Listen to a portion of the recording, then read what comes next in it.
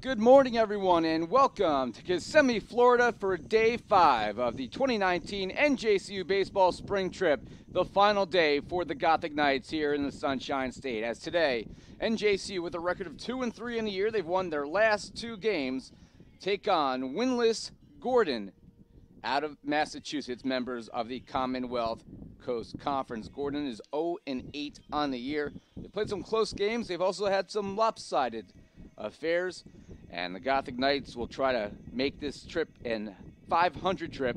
They can be victorious today against the Scots.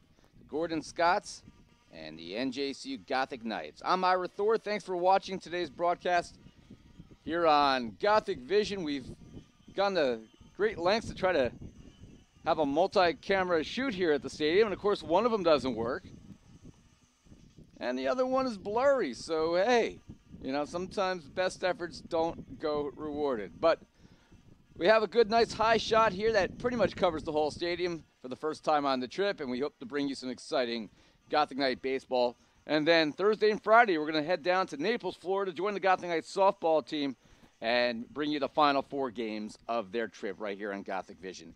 NJCU is the visiting team, so they will bat first in this neutral site game. Similar lineup to yesterday. Tom Pulsini leading off at second base. Jesse Kraft batting second. He plays center field. Nick Legato's the shortstop hitting third. Juan Pena, the right fielder, is the cleanup hitter. Matt Corsi, he was a DH yesterday. He's at third base today. Mike Albunya bats sixth. Third base yesterday. He made a couple errors, so he'll return to the DH spot. Ricky Voss, the NJAC Rookie of the Week. He's the first baseman batting seventh. Anthony Palmasano catches and bats eighth. Leo Colon's the left fielder batting ninth. And Gavin Nyland will get the start today for NJCU. And for the Scots, the pitcher will be Joe Padula. He will throw to Pat Tevenin. Matt Paulson at first. John Lagerfeld at second. Sam Shedelich at short. Don Quint at third. It'll be Alec Willie in left. Christian Hodge in center. And Mike Uli in right. Leading us off, it will be Tom Pulsini. And the first pitch he sees today is low for ball 1.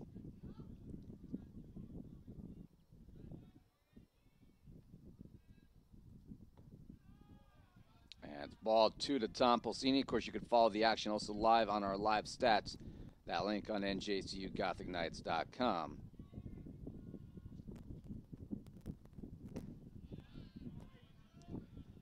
Called strike here to Pulsini.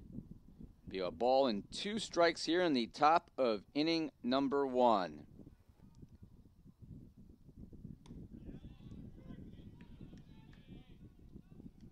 Two-strike count to Tom Pulsini.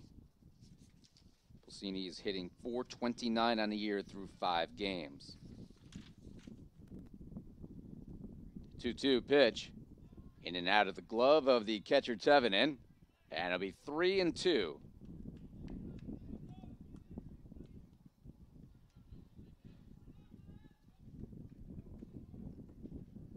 The 3-2 to Pulsini, and he lines it to left field for a base hit to lead off the game. 7th hit of the year for Tom Pulsini.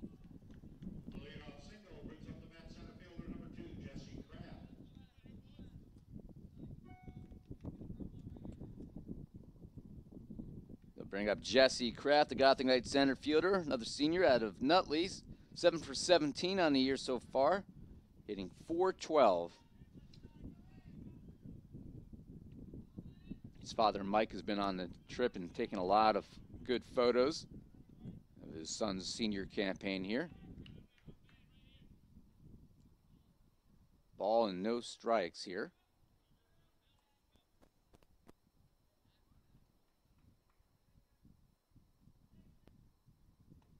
Kraft with a big cut there.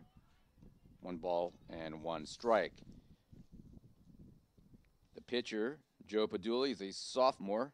He's a Jersey native out of Monroe Township, New Jersey. Graduate of Monroe Township High School.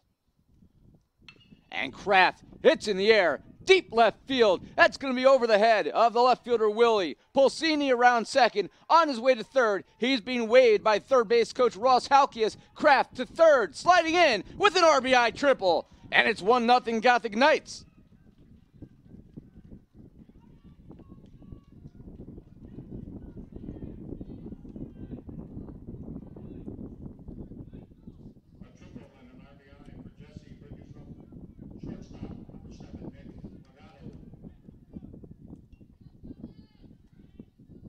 So an RBI triple for Kraft. Nick Legato enters the game needing 2 hits for 100 for his career, 98 and counting.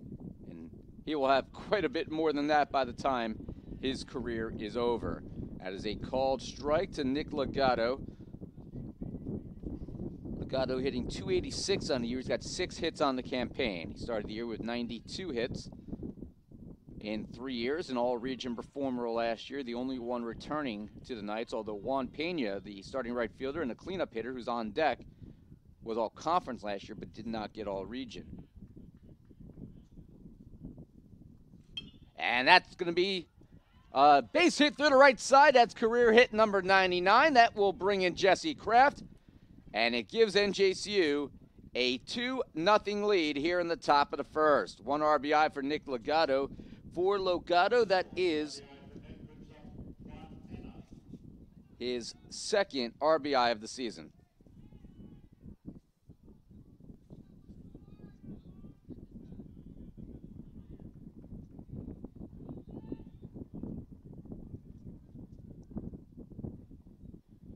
So Juan Pena with the score 2-0. Try to add to that here, and the first pitch is a ball. Nobody out still for the Knights here on a very breezy day, about 68 degrees as the throw goes over the first.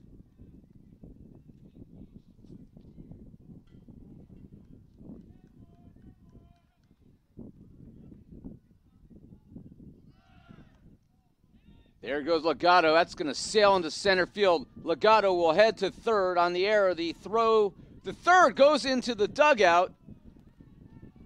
Actually, big break here for Gordon as the center fielder Hodge airmailed that one. I think it caromed off of the edge of the third base side. I guess that, yeah, it hit the netting on the side, so it's going to stay in play. So Legato will only get credit with the extra base.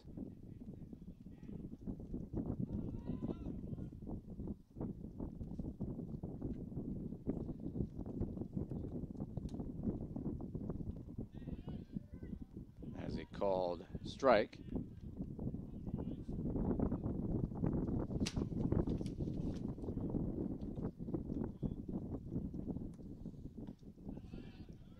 Strike 2. 2 balls and 2 strikes.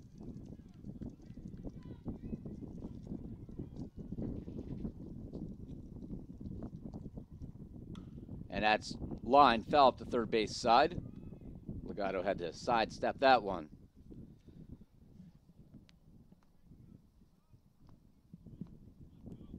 So I think we'll probably just keep with this camera angle most of the game. Best angle we've had all trip. And Pena, chopper, that's going to be deep in the hole. No way that the shortstop, Shedelich, will have any opportunity against the speedy Pena. An RBI single for Pena makes it 3-0 NJCU already here in inning number 1.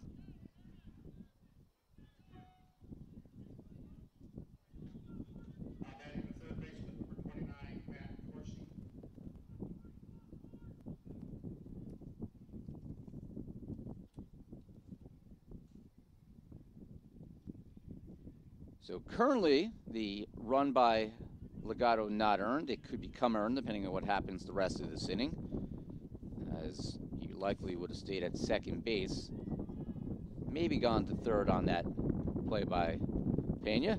Corsi at the plate, a 1 ball, no strike count. That is low. 2 balls to Corsi, the senior from Toms River.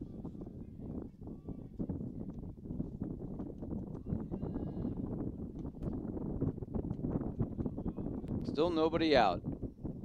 That's high. 3-0.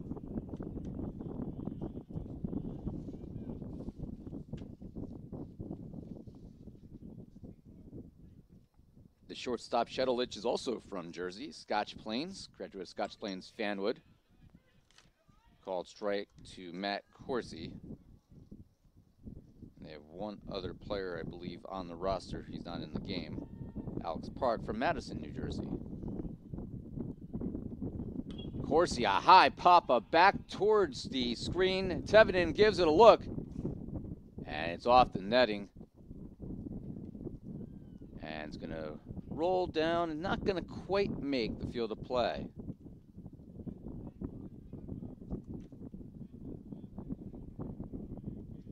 You hear the wind whipping through my mic. It is sunny skies. It should warm up into the mid to high 70s before this is over. Corsi, high pop-up down the right field line. Pena had taken off. He's going to need to retreat. Won't matter anyway as that sails into the seats.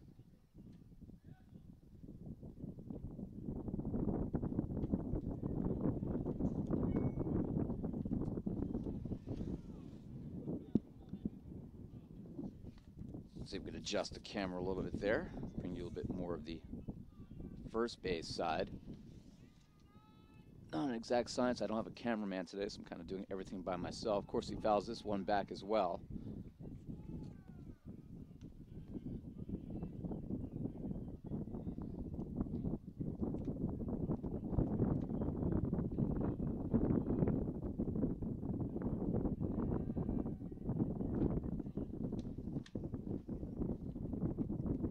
Two it remains. Corsi again fouls this one off to our right. That's 4 straight foul balls for him. This will be the 9th pitch of the at-bat.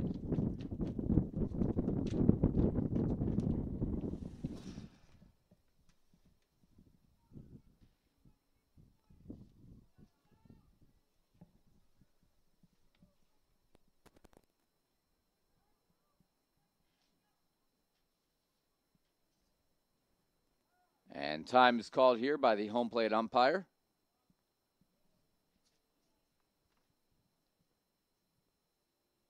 Tyler Bullock is the home plate umpire today. Dan Miller in the field. And he calls strike 3 there on a ball that, quite frankly, was pretty darn low. But, of course, he started going towards first base and got punched out. Pena will remain at first.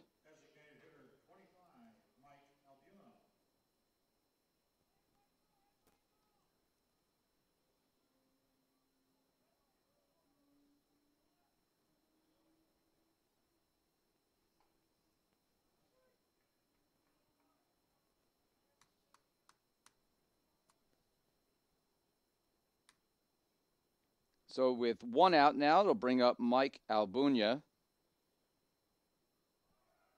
There goes Pena. The throw to second, not in time, as Pena slides in safely. And for Juan Pena, that is his 5th steal already on just the 6th game of the season.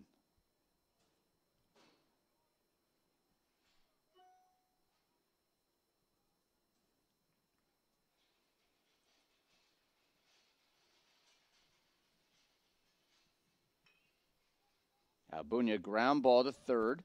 The first base, I should say. Matt Paulson takes it himself, and that will advance Pena to third base. So 3 unassisted. Pena advances. And that brings up Ricky Voss, your NJAC Rookie of the Week. Voss fouls this one off at the plate.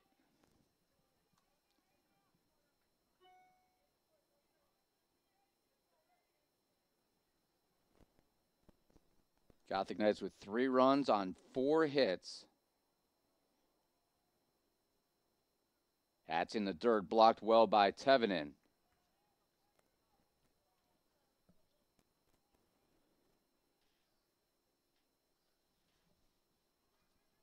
It's been very interesting listening to the PA announcer here say some of the names for the Gothic Knights. That's a swung on and missed strike 2. Went over all the pronunciations prior to the game. Only one said correctly so far is Ricky Voss. Strike 3 looking. Voss goes down on strikes and the inning comes to a close. However, NJCU 3 runs on 4 hits and nobody left. NJCU leads, and Gordon coming up.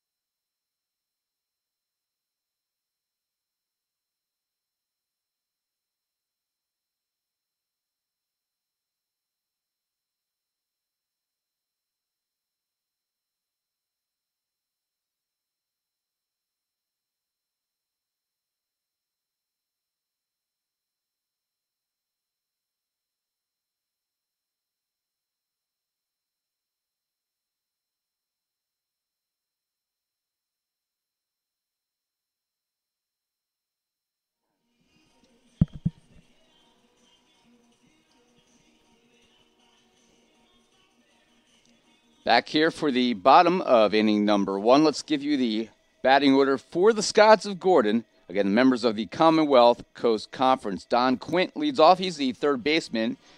Pat Tevenins, the catcher, batting second. Christian Hodge in center field hits third. And John Lagerfeld, the second baseman, will be the cleanup hitter. Matt Paulson at first base hits fifth. Sam Shedelich at shortstop, Jersey native, batting sixth. Alec Wiley, or actually I think it's pronounced Willie. It's Alec Willie. He is the left fielder, batting seventh. Joey Mack, the DH, hits eighth. And Mike Uli, the right fielder, bats ninth. For NJCU, it'll be Gavin Nyland getting the ball to start today, throwing behind the plate to rookie Anthony Palmisano. Fellow rookie Ricky Voss at first. Tom Pulsini's at second, but don't be shocked to see him and Matt Corsi switch quite a bit during the game. In fact, at this very moment, Corsi is at second and Pulsini's at third, so we're going to have to keep an eye on that, on who actually gets credit for the scoring on each play. Nick Legato is your shortstop. Corsi is technically your starting third baseman, as the Gothic Knights playing positionless baseball, as Coach Smith calls it. In left field is Leo Colon getting the start again with Bill Feehan out with injury. Center fielder, as always, Jesse Kraft, and the right fielder, of course, is Juan Pena. Looking at Gavin Nyland on the year, he's had one appearance that was in relief. Went one inning, gave up 3 runs on 4 hits, struck out 2, walked none. But he did struggle. And a chance for some redemption today against a team that has struggled itself, and that is Gordon College. So the first pitch from Nyland is ball 1. And as fouled back to the screen, Nyland transferred for NJCU, played last year at Division II St. Thomas Aquinas. Sophomore, 6'1", 175, out of Paramus, New Jersey, and Paramus Catholic High School. Swung on and missed. And it's 1-2. He's a business management major. Nyland, the first student athlete we've ever had here in my 19 years at the university who has the name Gavin. The reason I find that interesting is that is flied to right center field. Juan Pena settles underneath it on the short run, and he makes the catch in right center field for out number 1, bringing up the catcher Pat Tevenin. And the reason that I find that compelling is that my oldest son's name and my only son's name is Gavin, current sophomore at Colts Neck High School in New Jersey on the volleyball team for the Cougars.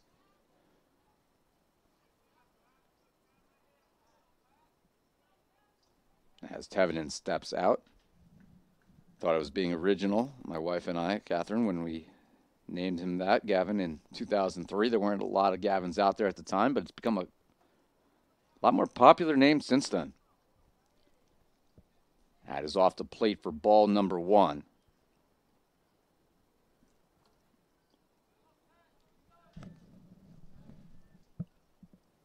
Swung on and missed. 1 ball and 1 strike.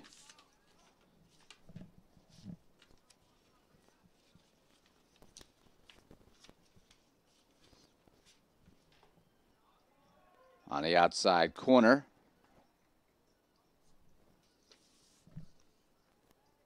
Pat Tevenin, he's a freshman, 6', 180, out of South Weymouth, Massachusetts. That's high. 2 balls and 2 strikes, 1 out here in the bottom of the first inning.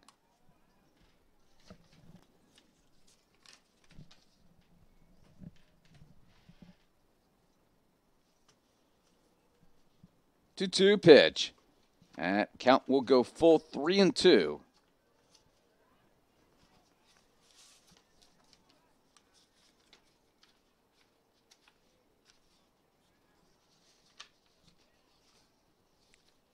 So the first full count by Nyland. Time is called here by Tyler Bullock, the home plate umpire.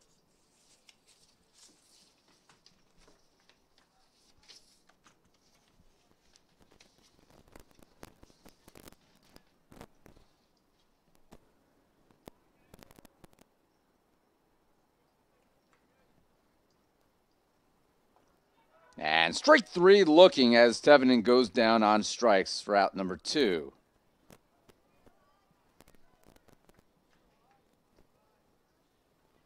I believe this is actually Tevenen's first career game. Looking at the numbers on the year, I don't believe he has caught so far.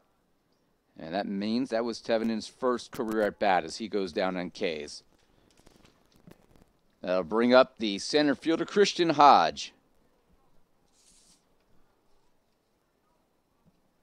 Hodge, a senior out of Waltham, Massachusetts. Now batting center fielder, number 23, Christian Hodge. 6 foot, 180 pounds. And at ground ball to Legato, off of his glove and into center field. That will be an error on Legato. And it will extend the inning. First error for NJCU. Each team now with 1. Number 12, John Lagerfeld.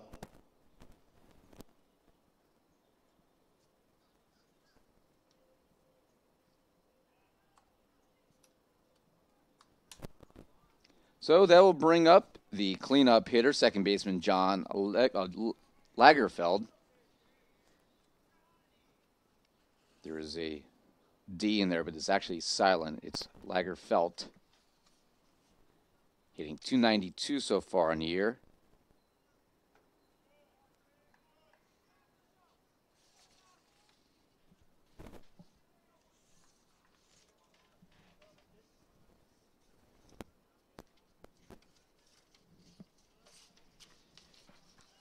Throw back to first, and Nyland throws it away. This has been a problem for the Knights all year so far.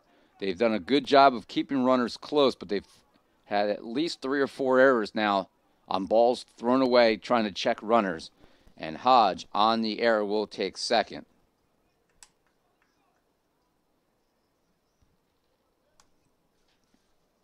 By the way, I was looking at the wrong set of numbers here. Lagerfeld is actually hitting .214 on the season. Tevenen has been the starting catcher. Has 3 hits on the season before striking out. Nice if I knew what year it was. As they call strike 1 and 1.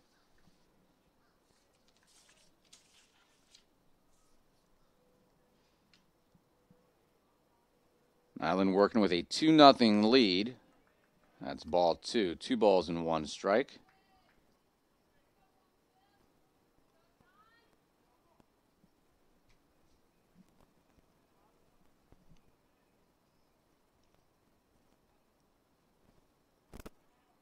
And time called here by Tyler Bullock. Gothic Knights softball team playing Alfred State right now, as in Fort Myers, where we head later tonight. Foul back to the screen.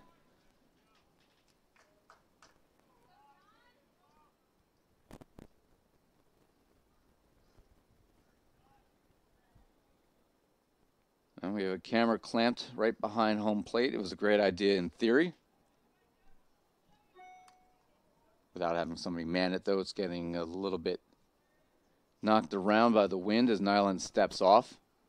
And I have no idea why it was blurry today when it's been perfect all week. And you actually, it's one of these cameras where you cannot adjust the settings. Swung on it, missed, strike 3. As Lagerfeld goes down on strikes, Nyland with the strikeout. Hodge stranded at second. Gothic Knights lead 3-0 heading to the second inning.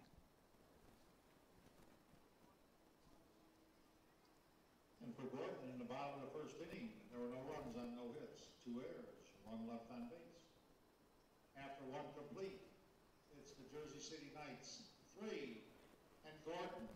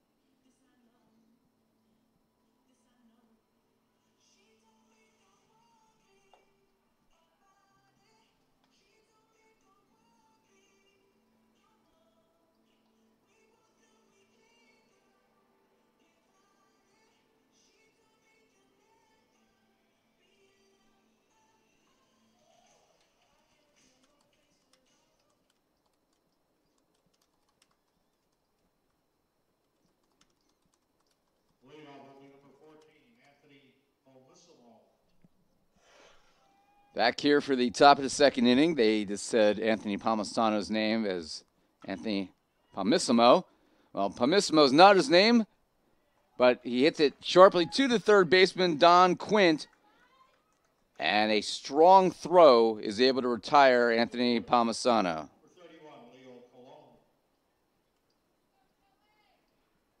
So one pitch and one away here in the second inning for NJCU.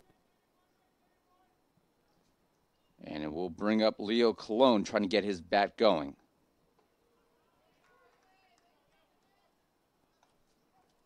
And the first pitch to Colon is a called strike, 0-1. NJCU with 4 hits in the first inning to take a 3-0 lead.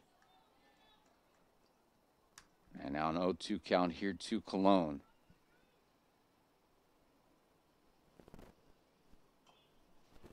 This is chopped towards the third base side. Remains 0-2. After today, the Gothic Knights have a flight back to Newark much later tonight.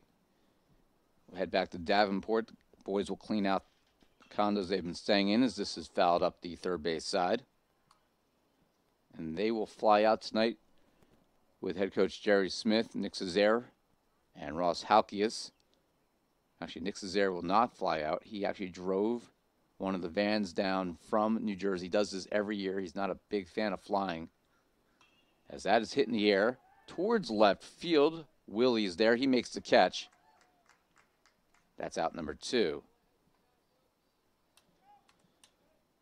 So that will bring up, with Colon flying out, the top of the order, Tom Pulsini. Second baseman, number 27, Tom Pulsini.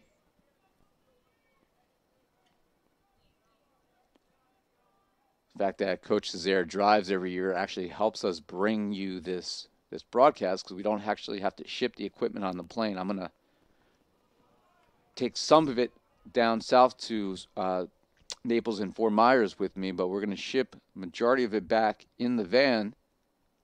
That way we don't have to send a big tub of equipment on the plane. I will consolidate greatly for the trip down to Fort Myers. Much smaller fields, a little bit easier to manage. Pulsini, ground ball foul up the first base side.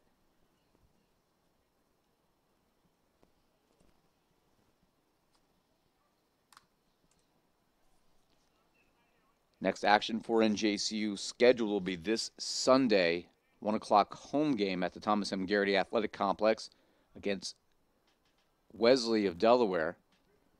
Of course, this time of year it's unpredictable if you can get on the field up north. Find out on Saturday if we do, as that's fouled off to our left. Of course, if NJCU does get that game in, we will bring you the action live on Gothic Vision. Obviously a lot tighter at the Garrity complex. We don't have this much space of foul territory behind home plate, but this is actually the most foul territory at any of NJCU's games this year. Even the main field at Lake Myrtle Park in Auburndale had a generous amount of space, but nowhere near this much. 3 balls and 2 strikes. And that's lined at the second baseman, and Lagerfeld makes the catch as the inning comes to a close. We head to the bottom of the second inning as the Gothic Knights go in order here in the top half.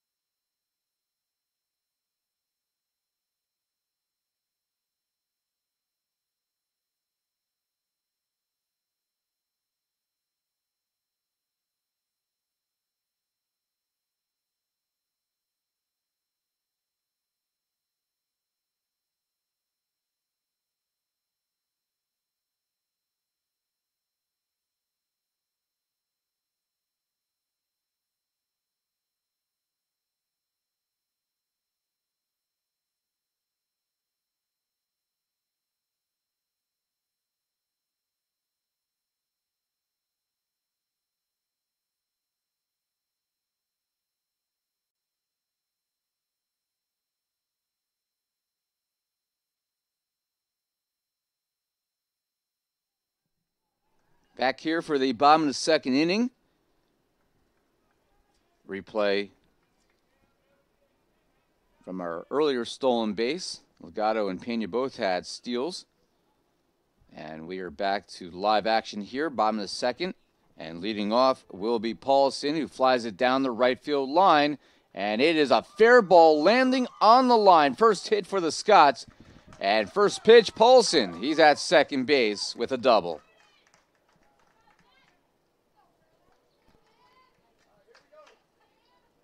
I'll lead off double by Matt. Brings up the shortstop, number 18. Sam.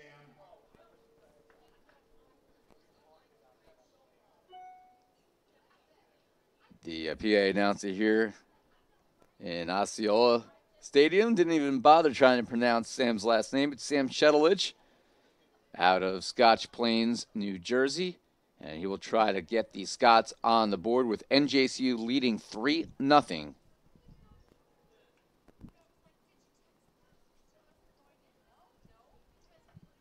There's the on-deck hitter, Alec Willie. Fouled off at the plate.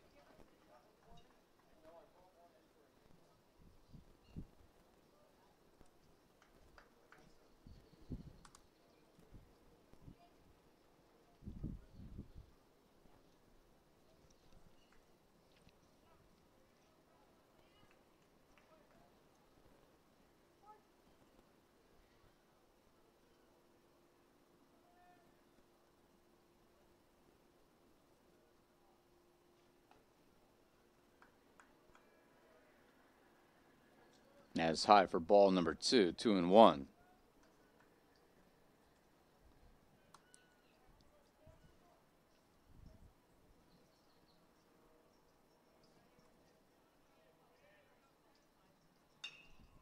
Ground ball over to Matt Corsi, who's at first base right now. Or second base, I should say, right now. And he throws on to Voss. That will advance the runner to third with one out. Number 19, Alec Wiley.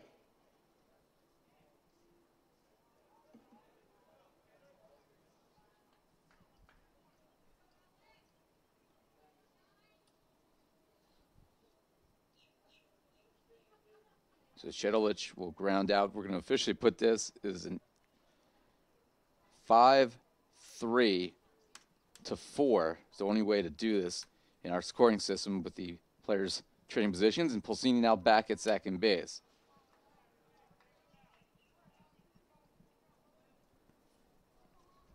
So that brings up Alec Willie. He's the number 7 hitter in the lineup, the left fielder for the Scots. Senior out of San Diego, California.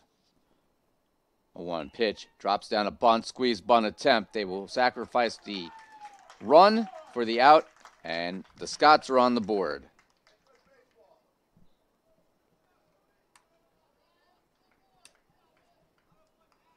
So a 1-3 sack bunt and an RBI. A sack and RBI for Alex brings up designated hitter Joey Mack.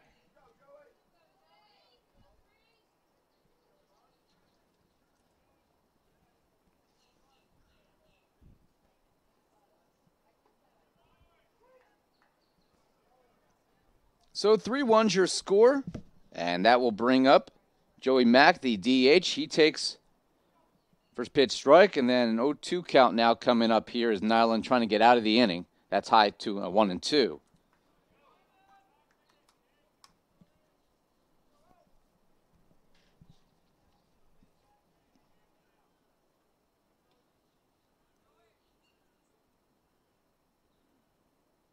Nyland deals, fouled back towards the screen. Right where Jesse Kraft's father is standing. Could have taken out that camera. He's not careful. You could see him on the very bottom right of our screen.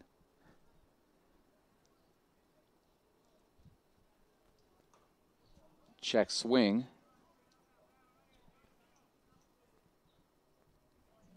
That one into the Gordon dugout. So this will be the 6th pitch of the at-bat. Game that began at a little bit before 9:30 here in Florida. First 4 days of the trip, or first 4 games of the trip, I should say, because it was only a 5-day trip, including a doubleheader on Monday. Every game time, the temperature had been 75 or higher. In fact, 86 was the temperature for the game 2 of the doubleheader on Monday against Concordia Moorhead. But the last 2 mornings, it's actually been kind of chilly here with the wind. Sounds funny to say, being in Florida, to have it be chilly, but yesterday we were wearing a sweatshirt the entire game, and now we're at least inside a box with the window half open. 3-2, popped in the air, right side, going to drift towards shallow right field. Corsi comes over, and he's able to make the catch to end the inning, as NJCU gives up a run on 1 hit, a double, a leadoff double. But Gavin Nyland able to limit the damage after that. 3rd inning coming up.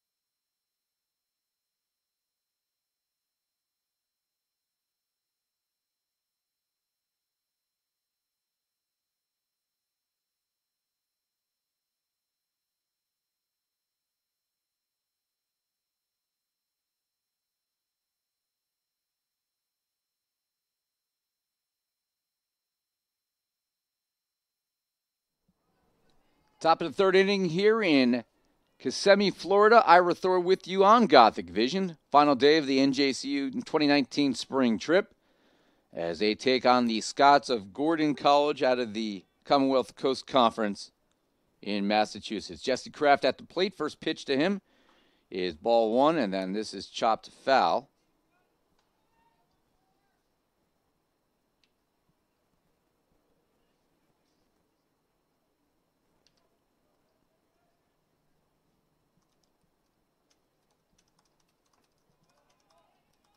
It's just off the plate, 2-1.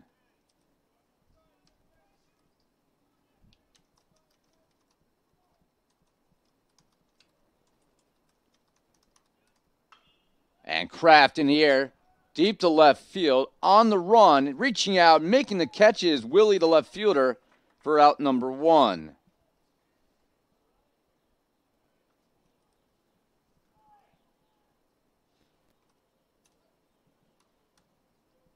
So Kraft lines out. Nick Legato at the plate, looking for career hit number 100. He is sitting on 99.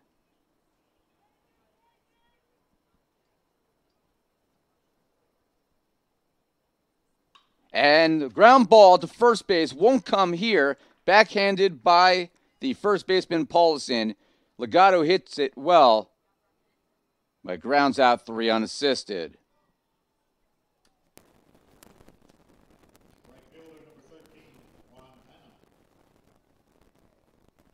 So 2 away, Juan Pena steps to the plate.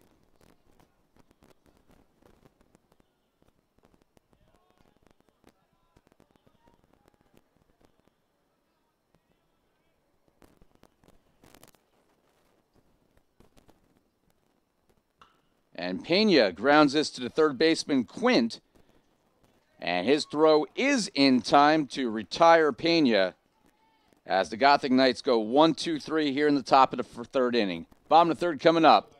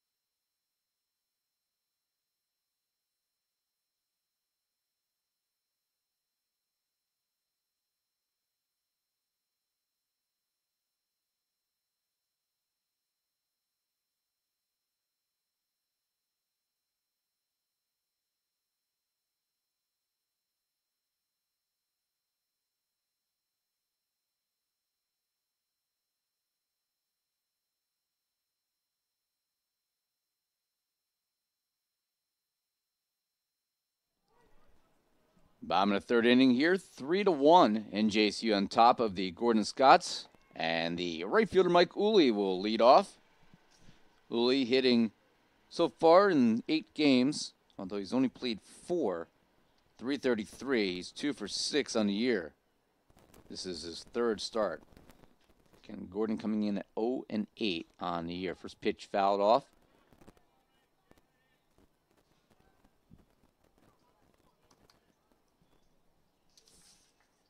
Uli is a freshman. He's out of Barkhamsted, Connecticut. 6'1", 162 pounds. He's actually listed as a left-handed pitcher on the roster, as that's fouled away as well.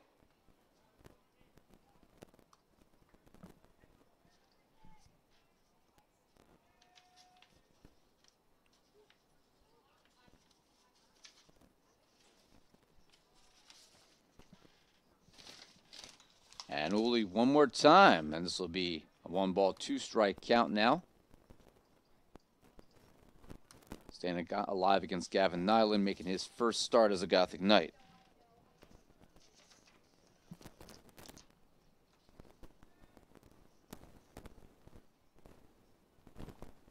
Called strike 3 looking. So Uli, the number 9 hitter, down on strikes. Back to the top of the order for Quint, the second baseman. Third strikeout given up or allowed by the Gordon hitters because Nyland's been that good so far. Striking out 3 of the 9 he's faced, giving up just 1 hit. Only hit was a double by Paulson. He later came around and scored the only Gordon run after NJCU put together 4 consecutive hits in the first inning. Pulsini, Kraft, Legato, and Pena. Kraft, Legato, and Pena all driving in runs. That's where we stand right now here in the bottom of the third here in Kissimmee, Florida. We're at Osceola Heritage Stadium. This is the home of the Florida Fire Frogs. This is the Florida League, I think it's the Sunshine State League. That's a fly ball on the 0-1 pitch to Pena in right center field. That'll be the second out.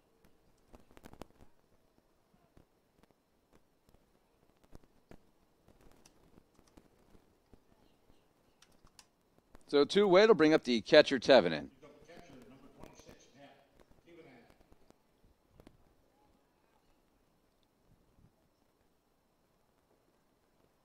And first pitch low.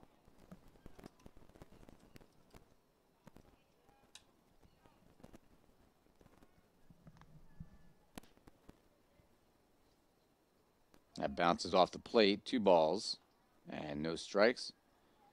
Yeah, this is it's officially called the Osceola County Stadium here in Kissimmee. It's the primary stadium here at the Osceola Heritage Park And the Florida Fire Frogs are the Class A Advanced Minor League affiliate of the Atlanta Braves, and they play in the Florida State League is the name of the league. Class A Advanced. This is the second level of minor league baseball.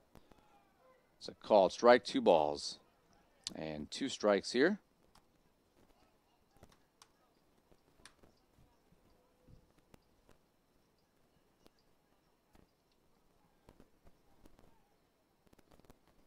Swung on it, missed strike 3. 4th strikeout for Gavin Nyland, and NJCU with a 1-2-3 inning here, setting Gordon down. 4th inning coming up, NJCU on top 3-1.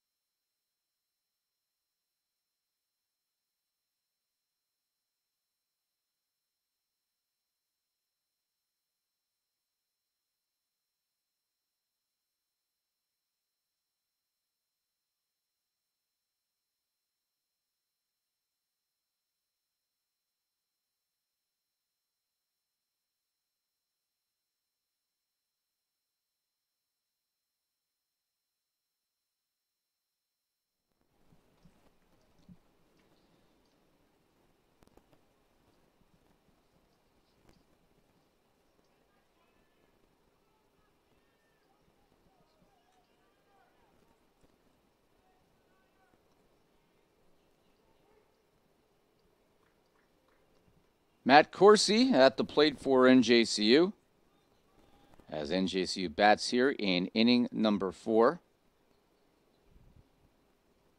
I'm Ira Thor, bringing you the play-by-play here on day 5 of the 2019 spring trip at the Russ Matt College Invitational here in Central Florida. After today, we will head south and do the final 4 games of the softball trip, joining the Gothic Knights, with Ashley Martinez and her squad playing in Naples and Fort Myers, Florida. No balls, 2 strikes to Corsi. Ground ball up the middle, and Matt Corsi is aboard here with a 1-out base hit. Or no-out base hit. He's the leadoff hitter here in the 4th. What happens when you try to multitask here? You lose track of pitch count and the outs. 5th hit for NJCU as they have a runner on first base.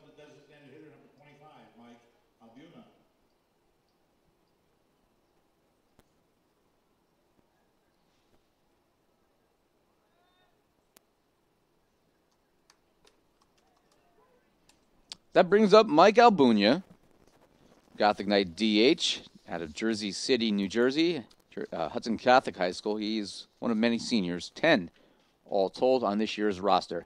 Ground ball to second base. Flip to the shortstop, Shedelich on to first. Lagerfeld, Shedelich, Polison. That's a 4-6-3 double play, and now 2 away.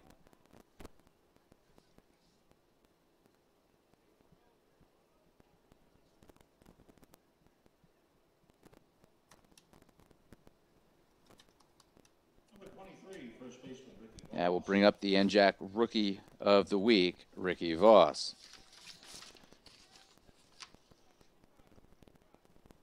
As the 5th double play that NJCU's hit into so far this season.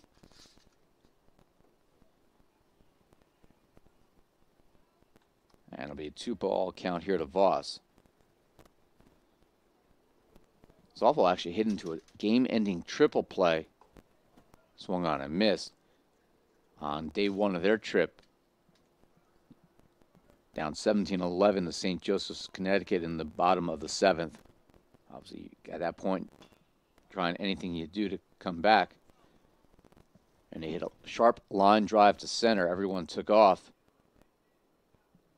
Outfielder made a great catch, threw it in, ended up being a triple play to end the game. 2-2 pitch, that's high.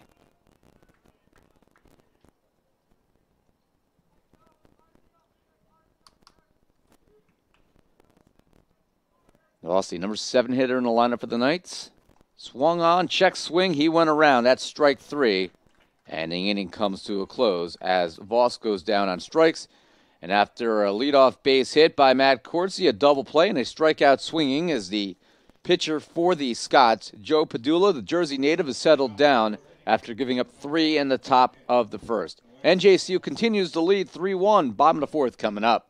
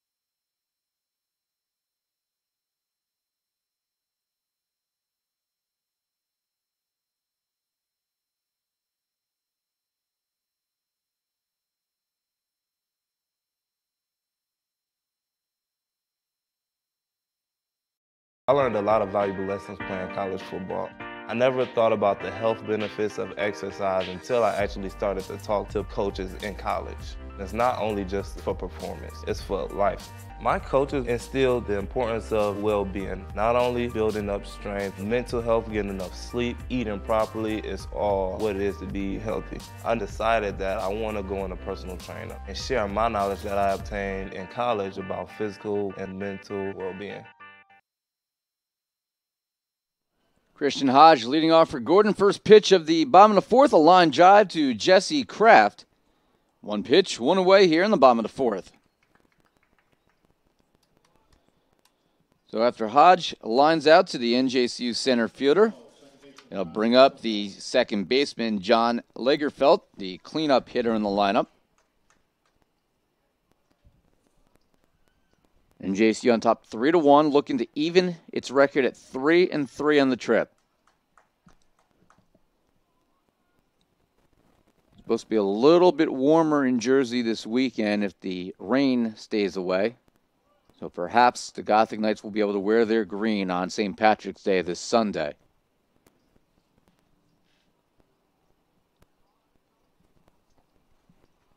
The 1-1. Curveball drops in there. A nice pitch by Nyland makes it 1-2.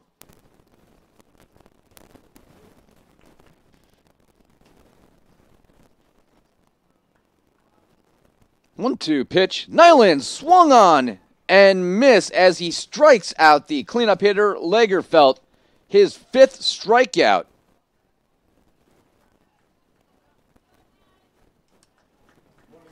First baseman Matt Paulson.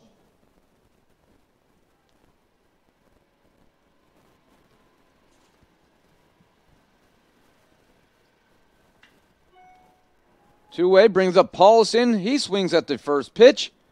And Jesse Kraft in right center comes over. He makes the catch.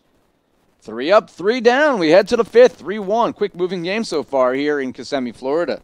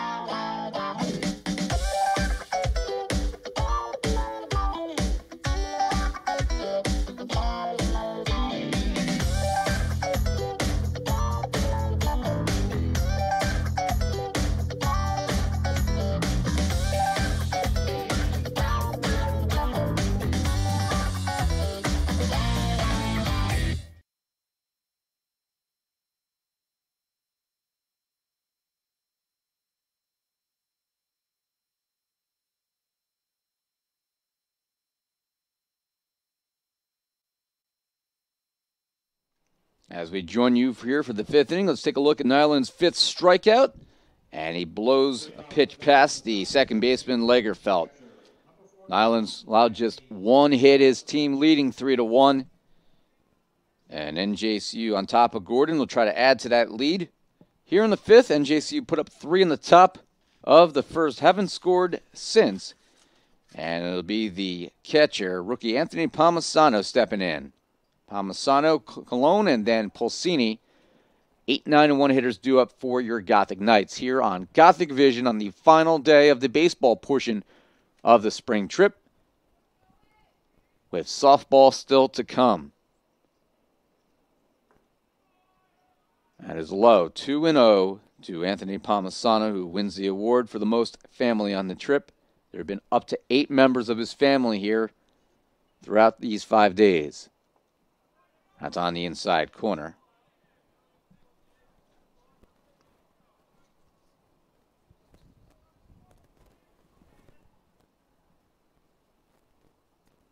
Palmisano swung on and missed. 2 balls and 2 strikes.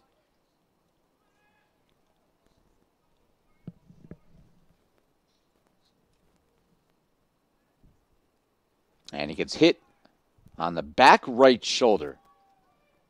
That's not easy to do. Not only did he get hit by the pitch, it lodged behind his neck and him on the back right shoulder.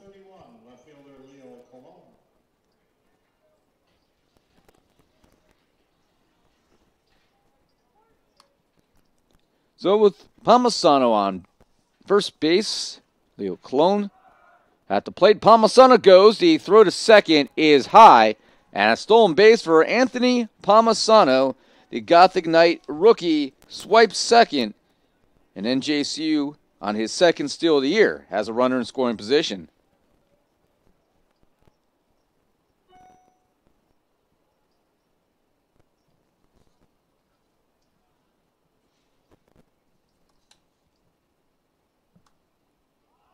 Colon showing bunt. Well done, as that will advance Palmisano. Padula flips it to the first baseman, Paulison, for the sacrifice, pushing Palmisano to third base. Second baseman, number 21-7, Tom Pulsini.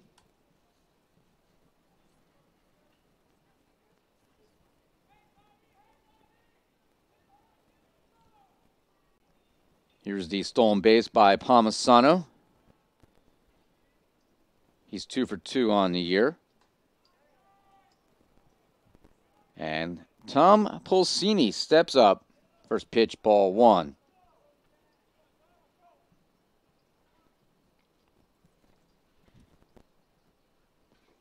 That's low. 2 balls and no strikes. Pulsini has 2 RBIs on the year.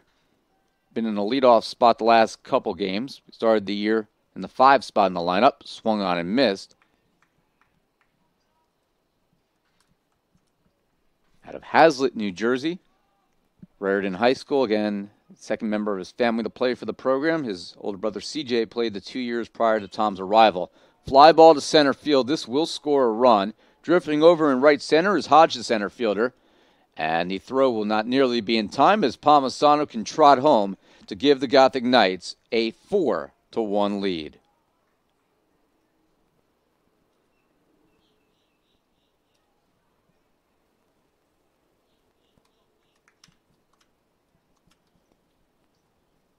So on the sac fly by Pulsini, it'll be Jesse Kraft due up. And then Nick Legato potentially to follow him.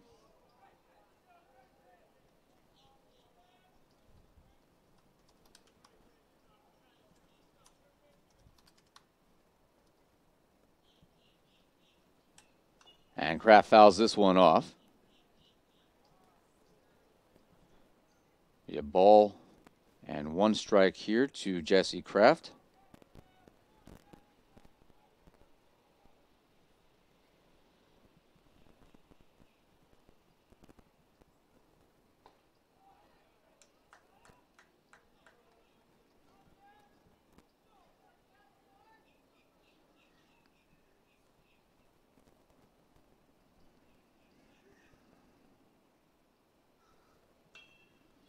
That's a fly ball. Shallow center, falling in, diving, unable to make the catch was Hodge. And at second base, Kraft with a 2-out double for NJCU.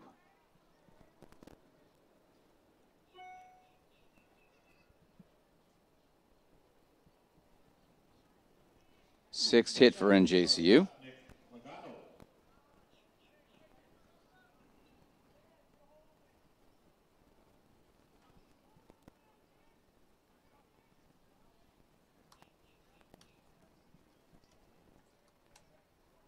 So Nick Legato at the plate. Man, and first pitch on the inside corner.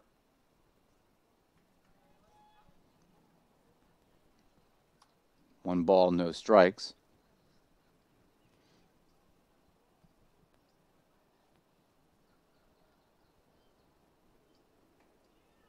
That's inside as well.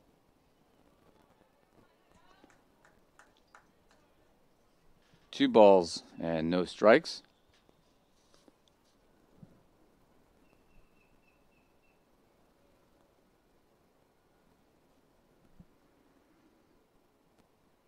That is high.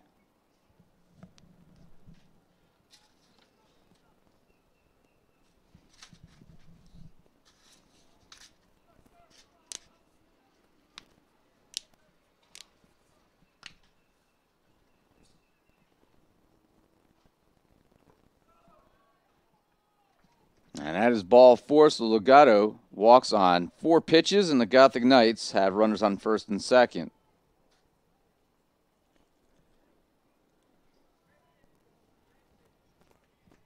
Legato about to become the 44th Gothic Knight to have 100 career hits. And he'll be the 9th to do so in Jerry Smith's 8 years as head coach.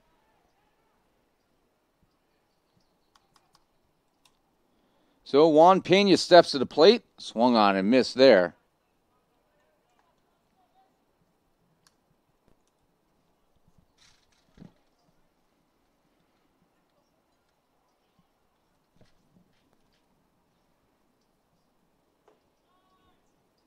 Low, 1 ball and 1 strike.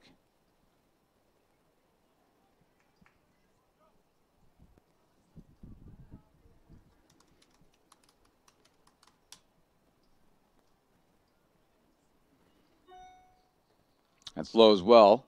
2 balls and 1 strike.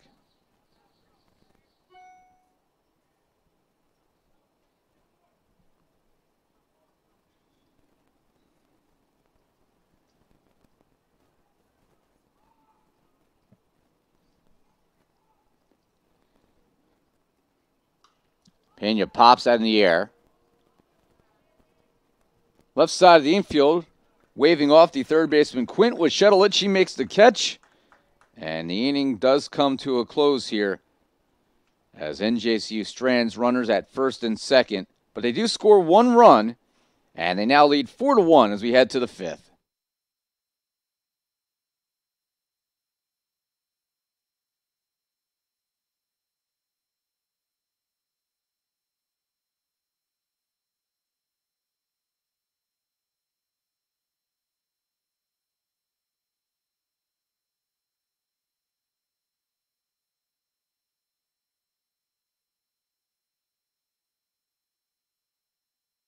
I learned a lot of valuable lessons playing college football.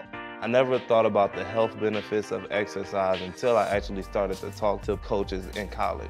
It's not only just for performance, it's for life. My coaches instilled the importance of well-being, not only building up strength, mental health, getting enough sleep, eating properly is all what it is to be healthy. I decided that I want to go on a personal trainer and share my knowledge that I obtained in college about physical and mental well-being.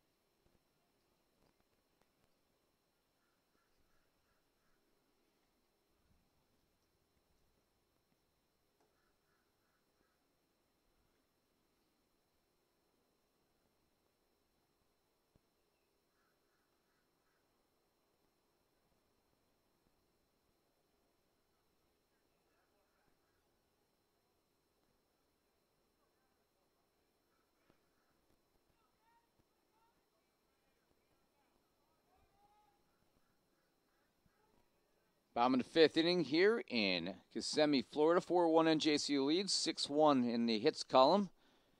And leading off will be Sam Shedelich, the shortstop, fouls this one off.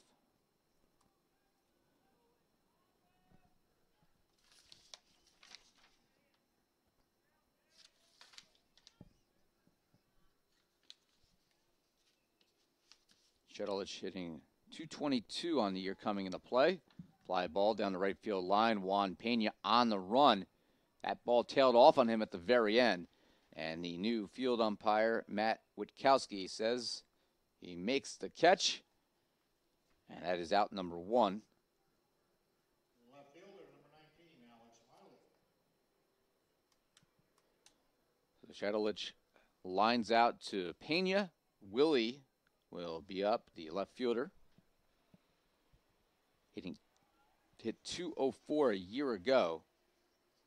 Average at 200 right now so far this season. Dropping down a bunt. Read well by Matt Corsi on the run. Throw is perfect. So a 5-3 ground out. Now 2 away for the Scots. Gordon yesterday lost to Beloit out of Wisconsin 15-5. They were off on Monday. They've played 3 other schools down here. On Friday, played a doubleheader against Penn State Altoona, lost 5-1 and 6-4. And then they played a doubleheader against St. Joe's of Maine, a program that's often nationally ranked, lost 8-0 and 10-2. That's fouled off. Ball and a strike. It lands off the roof in foul territory. They started the season on February 22nd at Cairn in Langhorne, PA. Lost a doubleheader 4-1 and 9-6. Ground ball up the middle. Legato in the hole. Can't snag it. And it'll be a 2-out base hit. Second hit for Gordon. Tough play for Legato. Had to run a long way, reach down, try to glove it, and still may not have had a play.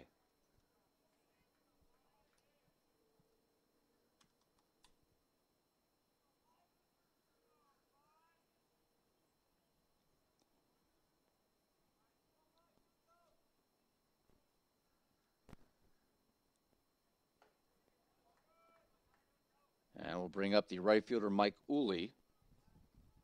First pitch to him is ball 1.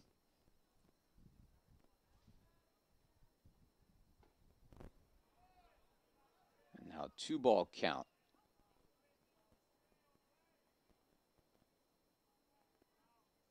Uli's 0 for 1 today with a strikeout. Nyland has struck out 5, walked none, allowed just 2 hits. Fastball is a called strike.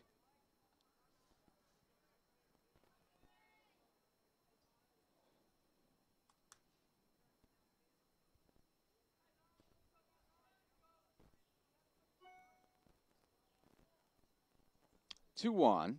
Ground ball. Nyland tries to barehand it. Pulsini tries to backhand it on the run. Cannot do so. They're going to challenge Jesse Kraft's arm, and he throws it into the dugout.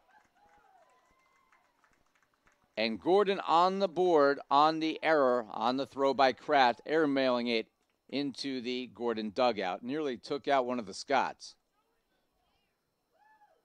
So a single up the middle. And then advancing on an E8 throwing error.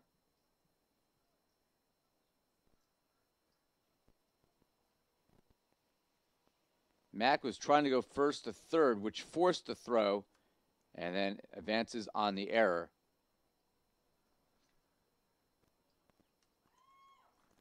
And they're going to allow this to be a 2-base advantage. Yep, that's what happens here as Uli will go first to third on the throwing error.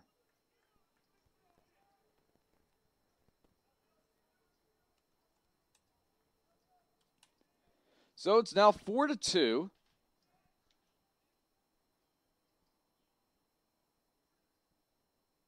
Third error for NJCU. Nyland, Legato, and Kraft, each with an error so far. And that will bring up Joey Mack, the DH.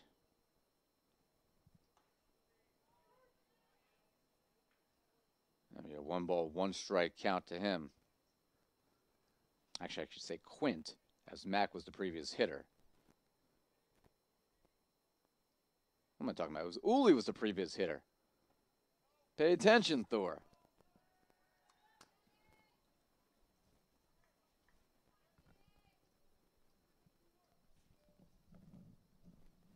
Uli with the base hit up the middle that forced the throwing error by Jesse Kraft. The 2-1 popped in the air, foul back towards me, and off the roof.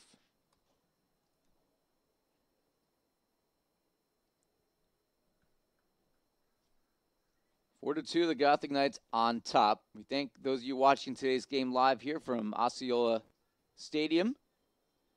Is at Osceola Heritage Park. Again, the Florida Fire Frogs, Florida State League Class A advanced affiliate of the Atlanta Braves, make their home here. That's foul back again towards the screen.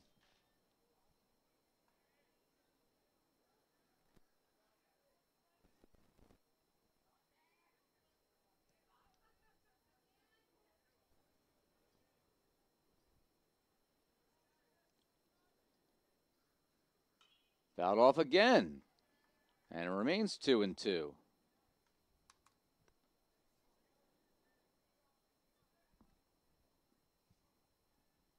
So the camera experiment has not gone as I had originally planned, having 2 on the field. Obviously not having any student assistants to help out today. There's no way I could run down there in the middle of the game and try to fix them. And also do the play-by-play and the stats and the directing all at the same time. So we will try to make this angle work for the rest of the contest. 3 balls, 2 strikes. Hit in the air.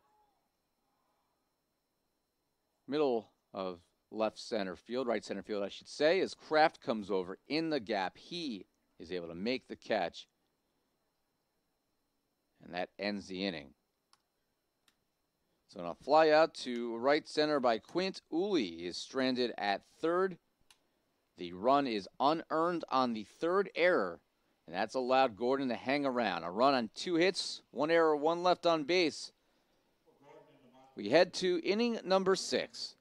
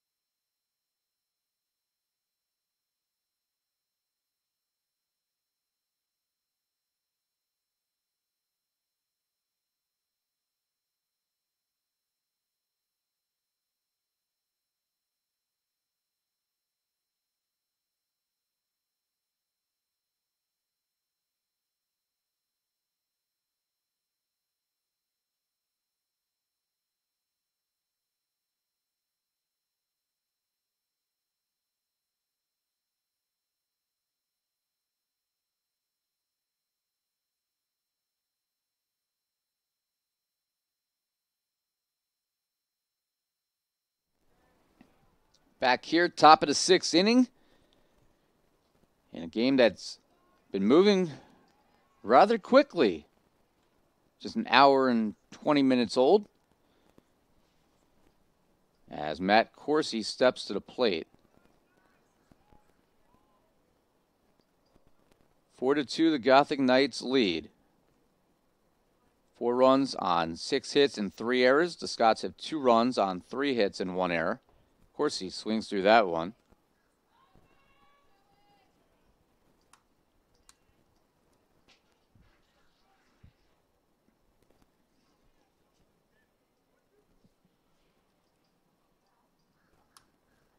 Corsi, ground ball towards shortstop. Long run for Shuttleich. The throw not in time. It'll be a base hit for Corsi. Bounced in the dirt.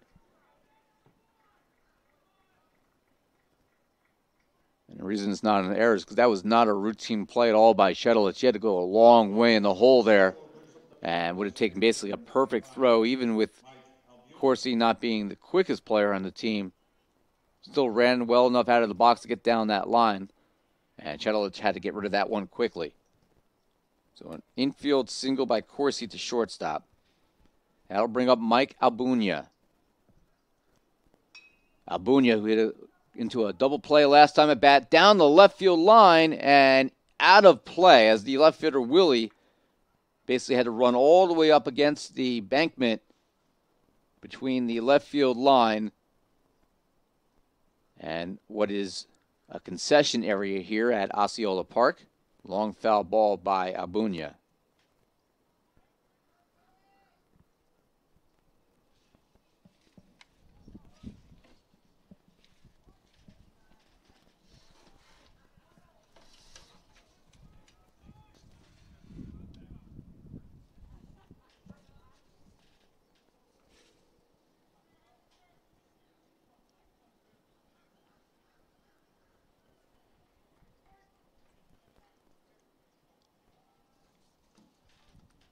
There goes Corsi, the throw to second.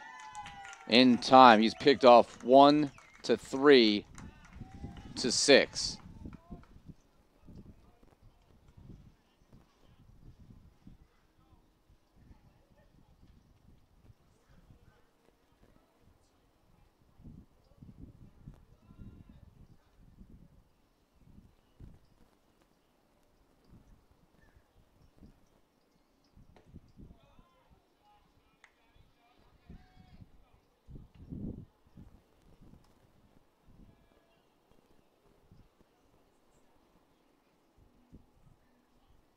Albunia fly ball.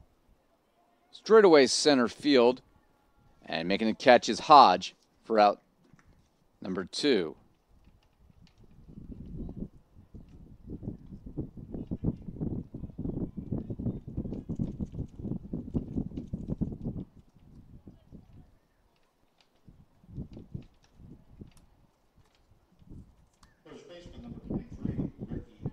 So with 2 away here in the visitors' 6th, as NJCU is batting in the visiting dugout here in this neutral site contest, the final one of the spring trip. It'll be Ricky Voss and Jack, rookie hitter of the week. Swung on a miss here.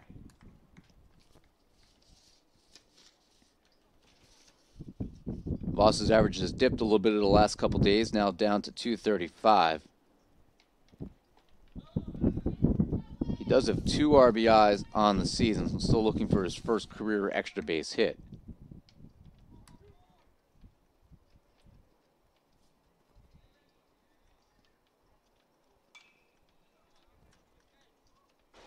And that's fouled off the roof to our left. You hear the big clank.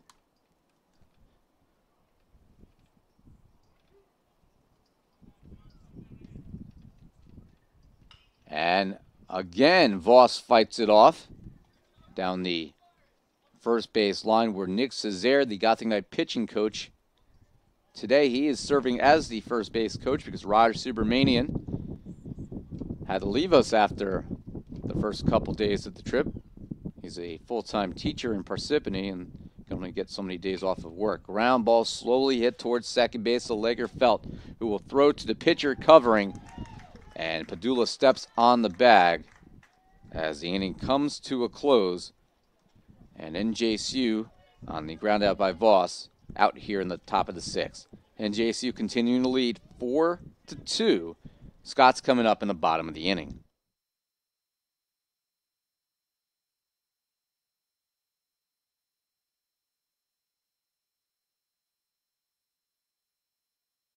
There are over 480,000 college athletes. Only 2% would go pro.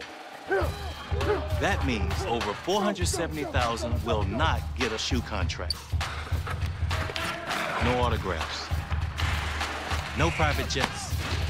No fan clubs. No Hall of Fame inductions. Instead, they will walk away with something much more valuable.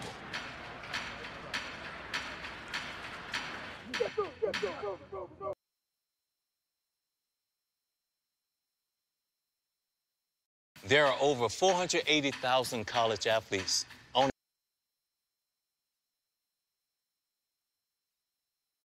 Diving in college taught me to strive and be the best athlete I can be, but also the best student I can be.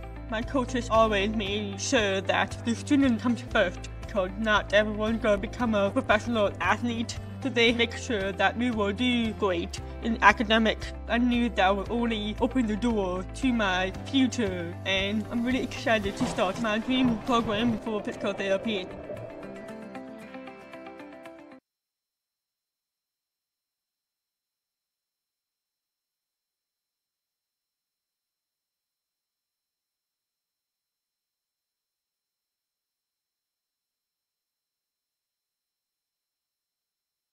Catcher, number 26, Pat Keevanen.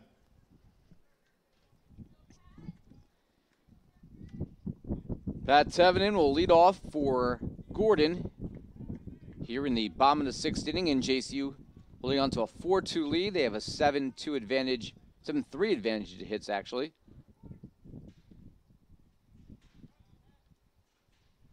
And Gavin Nyland has been awesome thus far, and the first pitch is a strike to Tevenen.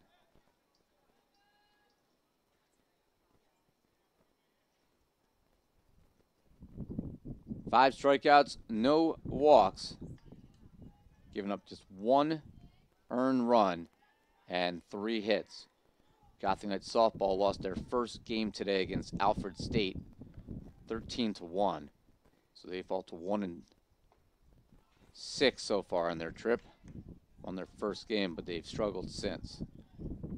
Hopefully they can turn that around in game 2 today, which begins in about 20 minutes. You can follow the live stats for that on NJCUGothicKnights.com. My assistant Jim Turvey down in Florida, in Southwest Florida with the softball team, as Tevenen goes down on strikes. 6 strikeout for Gavin Nyland, and he is throwing hard. Center fielder, number 23,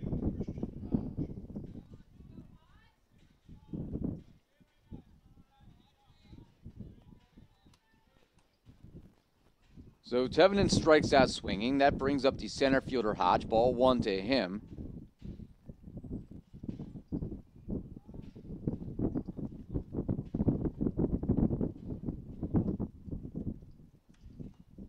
And that's fouled off at the plate. 1 ball and 1 strike.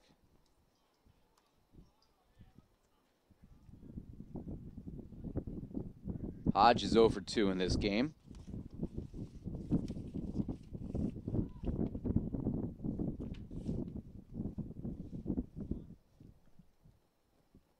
Swung on and missed. Good pitch there on the slider by Nyland. Hodge hitting .250 on the season, coming into play, 5 for 20. Now 5 for 22. Just missing is Nyland, and a count 2 balls and 2 strikes.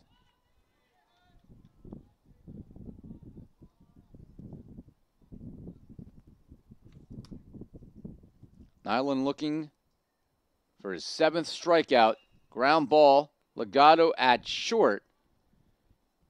And the throw on to Voss completes the 6-3 putout for out number 2. And it'll bring up Lagerfeld with 2 outs in the bottom of the 6th. second baseman, number 12, John Lagerfeld.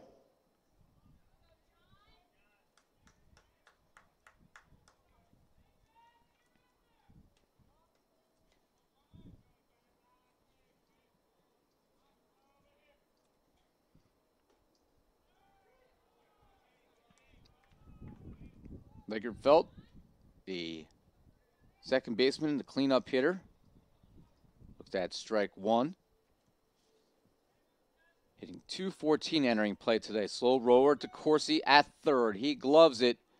And the throw on, actually it was Tom Pulsini as they did it again. This is going to mess up some scoring throughout the year. Pulsini switched with Corsi from second to third, so it's Pulsini who gets credit for that in what we are dubbing positionless baseball here for the Gothic Knights.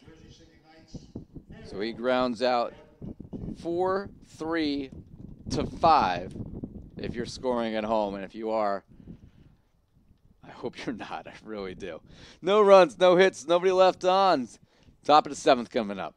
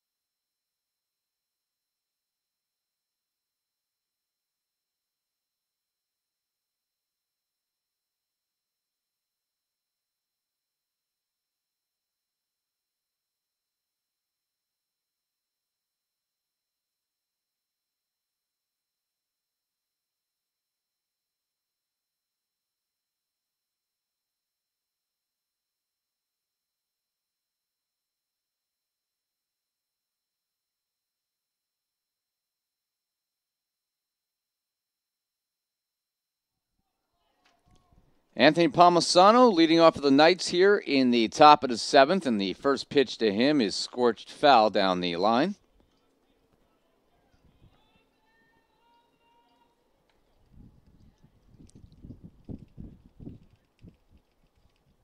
We'll change that. It's actually the top of the seventh. 4 runs, 7 hits, 3 errors. Gordon, 2 runs, 3 hits, and 1 error.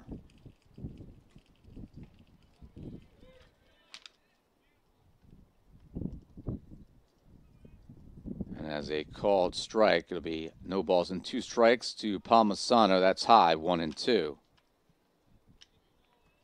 Palmisano, Colon, and Pulsini are due up. Low, 2 balls and 2 strikes. Palmisano has scored once today.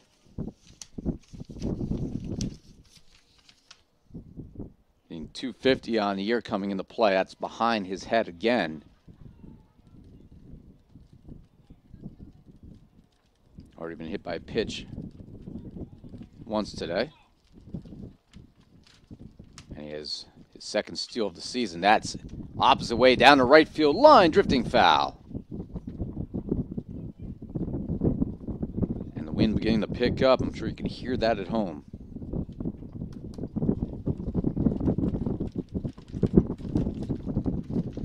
Three balls and 2 strikes as we just passed 11 o'clock in the morning, a game that's 90 minutes old. And that is low for ball 4, so Palmisano on board for the second time today. And it brings up Leo Colon.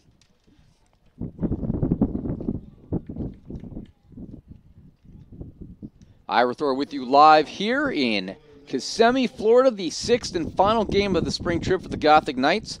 If this result holds up, they will return to the Garden State with a 3-3 record on the season. Throw back to first to check on Palmisano.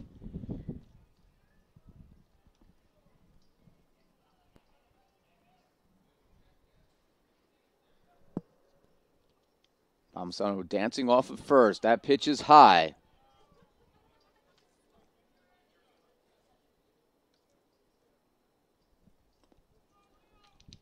Ball and no strikes.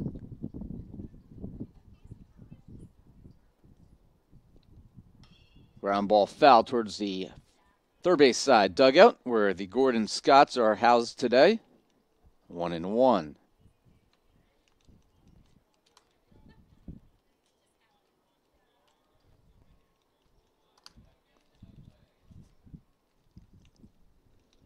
There goes Palmisano. Ground ball through the left side for a base hit. He will have to stop at second as Willie quickly to the ball. 8th hit for NJCU. 2 men on with nobody out.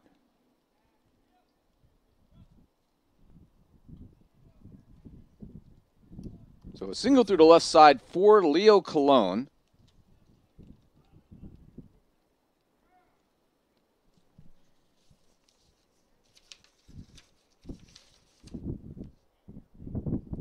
Colon just his 3rd hit of the season, as NJC will have an offensive timeout.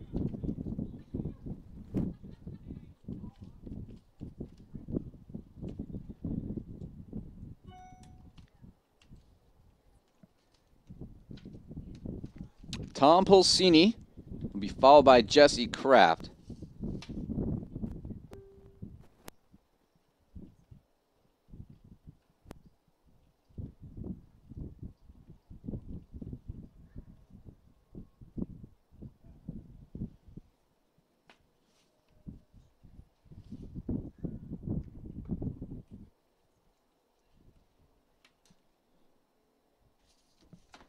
Tyler Bullock, the umpire, coming over to join the conversation.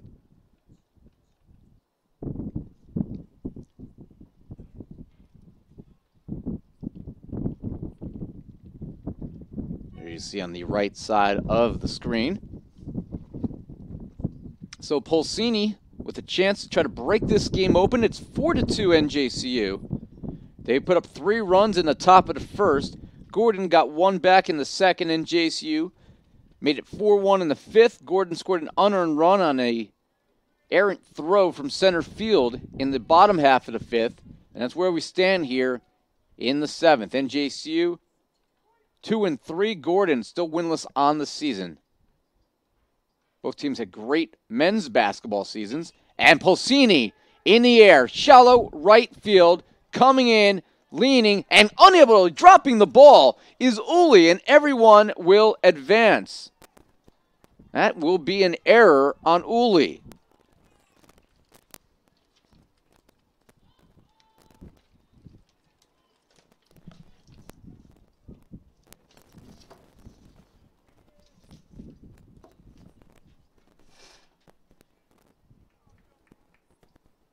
So everyone advances. And the bases are loaded for Jesse Kraft. Second error on the Scots. Jesse Kraft steps to the plate. That's in the dirt. That will score. And NJCU, as Anthony Palmisano literally dances home, takes a 5-2 lead on the wild pitch.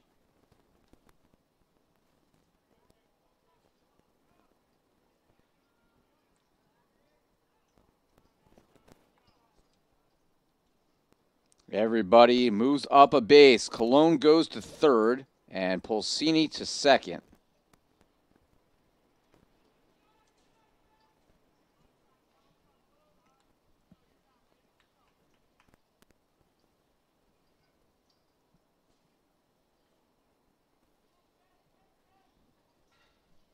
And it'll be a 2-ball count here as Kraft checks swing.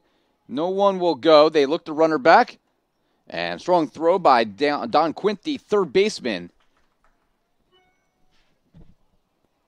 And that does the job for out number 1.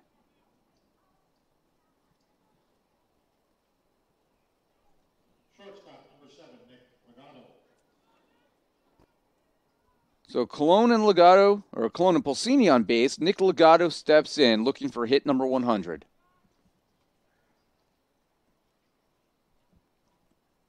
And JCU 5 runs and 8 hits. And swung on and missed. Strike 1. Legato, the senior all-region performer for the Knights out of Helmetta, New Jersey in Middlesex County. Graduate of Spotswood High School. And the dirt, this time blocked by the catcher Teveden. No one can advance. Gothic Knights have already scored once here on a wild pitch. That run is unearned because the ball was dropped in right field, and there would not have been a runner on 3rd base had it been caught. The 1-1 on the outside corner. Ball and 2 strikes to Nick Legato. Legato will be followed by Juan Pena. That's a dangerous combo. Low, 2-2. Not too many better combos you can possibly have in this lineup or in the NJAC period than Nick Legato and Juan Pena. Legato, the 2-2, chopped foul towards the third base side dugout and remains 2-2. Padulo's already thrown 117 pitches.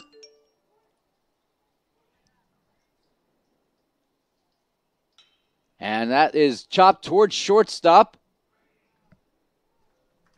Shedelich looks back the runner. He throws out Legato. And that is out number 2.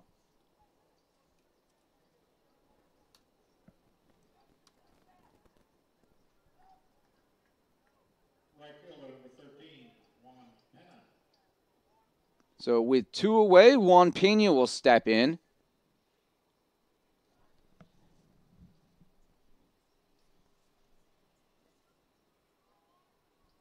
And Pena, fly ball to right center. Coming over and making the catch on the ball curling towards right field was Uli, and the inning comes to a close.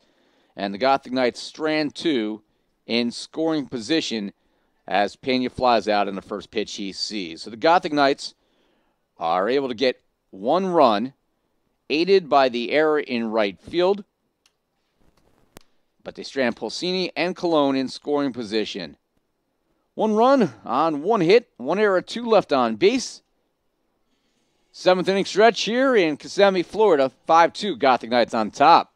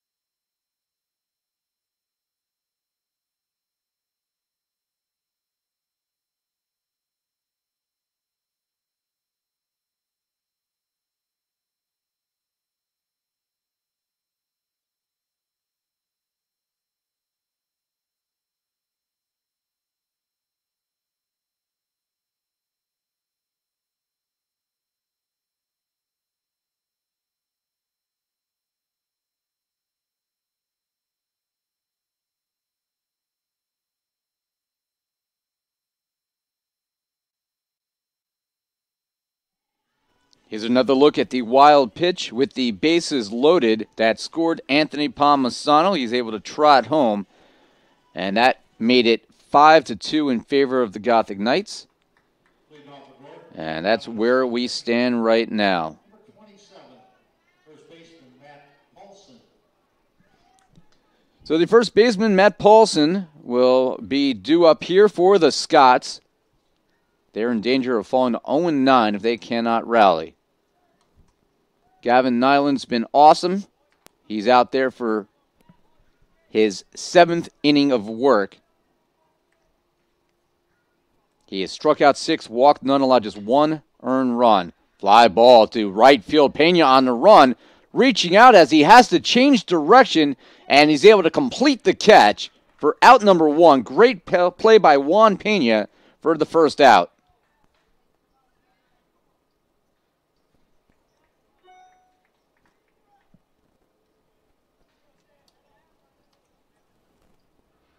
So Paulson now will bring up Sam Shedelich, the shortstop.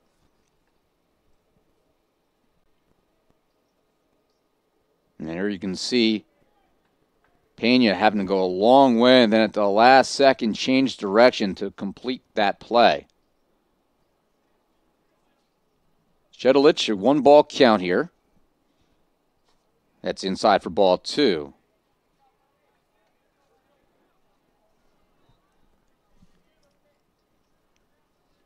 5 runs, 8 hits, 3 errors for the Knights. 2 runs, 3 hits, 2 errors for the Scots. And that hits the batter, Shedelich, on board with a 1-out hit by pitch.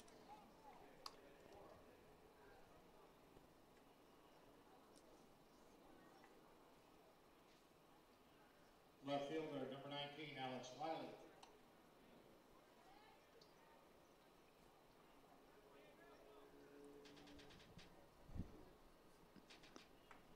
So that'll bring up Willie, first base, or left fielder, I should say. He has an RBI in this game. NJCU softball will play Kenyon.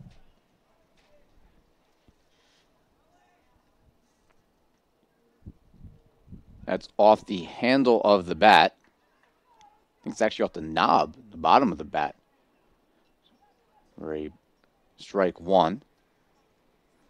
NJCU's only win on the trip in softball was against Kenyon, 6-5 in the first game of the trip. Kenyon is the only team that the Knights will take on twice. Throw back to first to check on the runner. Shedelich dives in safely.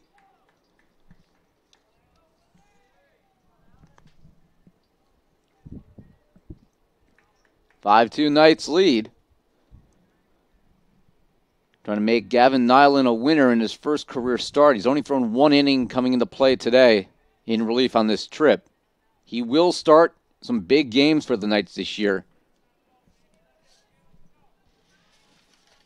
NJCU's ace is clearly Fernando Guerrero. He was absolutely awesome in the win over Concordia. Throws probably close to 90. Ian Ambrose, Gavin Nyland can make an argument who's the 2, who's the 3, but both will be in big spots in the NJAC in their first year with the program. Nyland is a sophomore out of Paramus. Ambrose is a junior out of Brick. One thing you could say about the Gothic Knights baseball team is Coach Smith and Coach Azair and Coach Subramanian, and now Coach Halkias, who's joined them for the first time this year as their new hitting coach. They have found talent from all over the state. While the team is actually heavily based out of Middlesex, Monmouth, and Ocean counties, where baseball is very strong in New Jersey, they have some good players out of Hudson. They have players like Gavin Nyland out of Bergen County, players out of Clifton in Passaic County.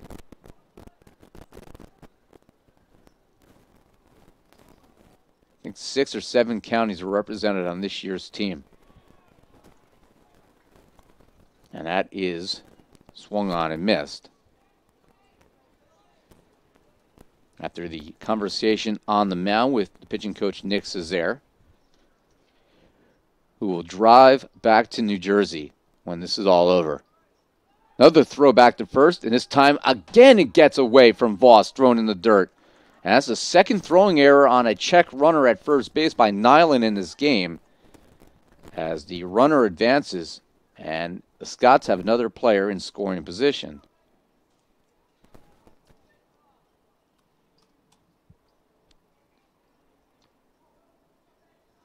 That is NJCU's 4th error of this game. 3 of them have been on throws.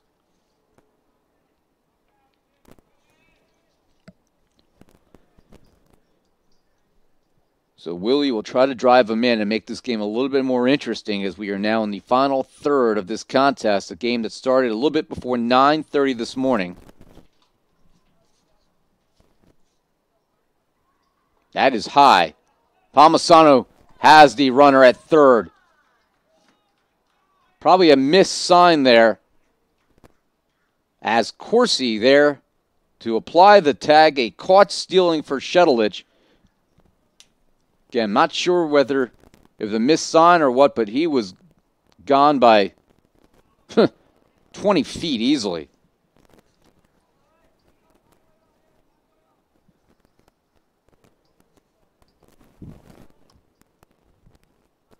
So a 2-5 caught stealing retires Shedelich. That is the second out. And Gavin Nyland strikes out Willie for the third out as the Gothic Knights get out of the inning. Big pitch by Nyland, And NJCU continues to lead by a score of 5-2.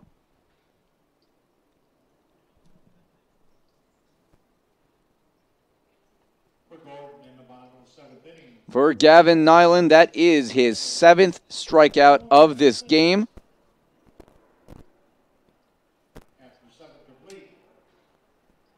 No runs, no hits. There was 1 error and nobody left on. As we go to break, let's take a look at that strikeout by Gavin Nyland. And NJCU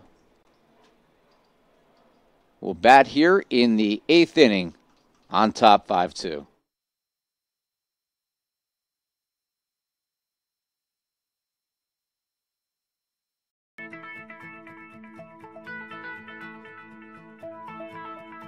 College has given me the flexibility to pursue my passions and my interests, and I've recreated my identity for myself aside from just being an athlete. My greatest personal discovery has been that I am capable of doing things that I didn't know I was capable of doing. To be able to study what I wanted to and continue to play the sport I love, all of those things came together very nicely in one package in Division III.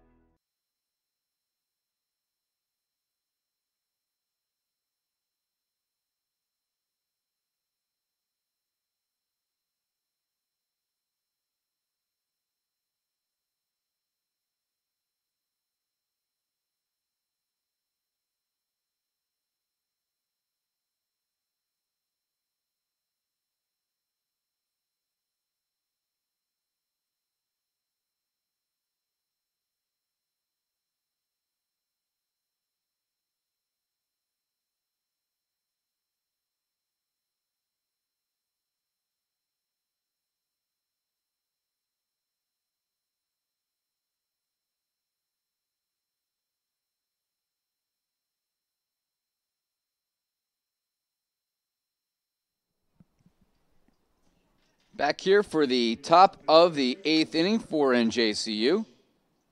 As there have been a couple of positional changes, the right fielder Mike Uli now into the game, as he will throw, and the first pitch to Corsi is going to fall down the right field line for a base hit as Matt Corsi on board. Matt Corsi now 3 for 4 in this game.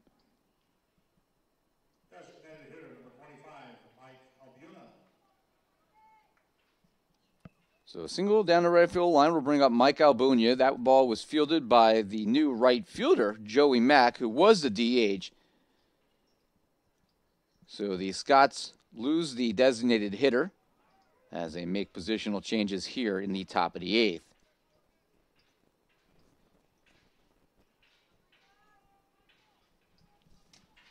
First pitch, Albunia, is a called strike. No balls and 1 strike to the Gothic Knights senior out of Jersey City's Hudson Catholic High School.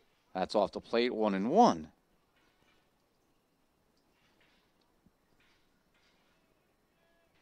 When that camera was put out there an hour and a half ago, you see it blowing in the breeze.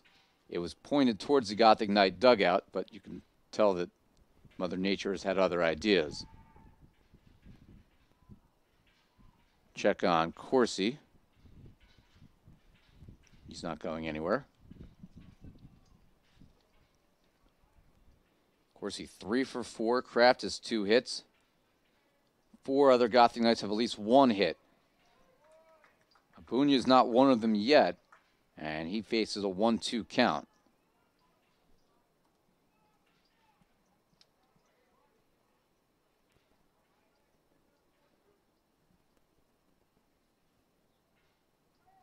Time is called here by home plate umpire Tyler Bullock.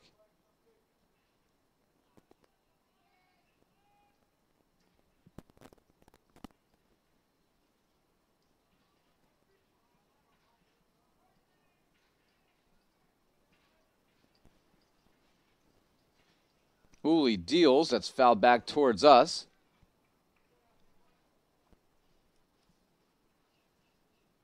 And, ooh, good hands there. That was number 29, Brad Welch, out of Stokesdale, North Carolina, catching it off the screen. Ground ball, through the right side for a base hit for Mike Albunia, so he gets into the hit column. 10th hit for NJCU, second one in this inning as Corsi and Albunia lead off with a pair of singles off the new pitcher, Mike Uli. And that pushes Corsi to second base for Ricky Voss, trying to get aboard for the first time. He's looking for his first hit. Number 23, first baseman Ricky Voss.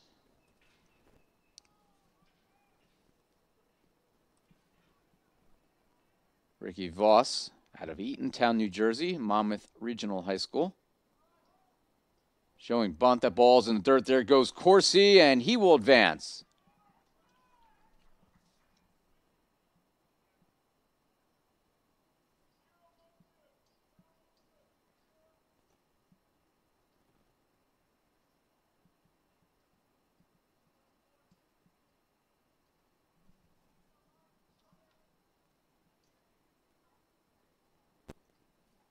Now runners on the corners for Voss.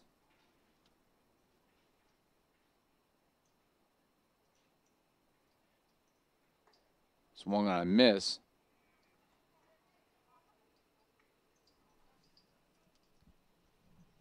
So we'll officially credit that a wild pitch.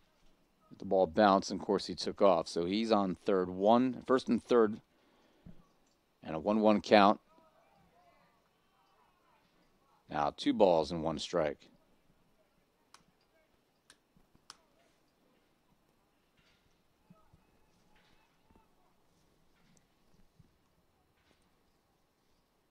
Pitch to Voss, and he lines it foul, and the NJCU bullpen has to dodge out of the way.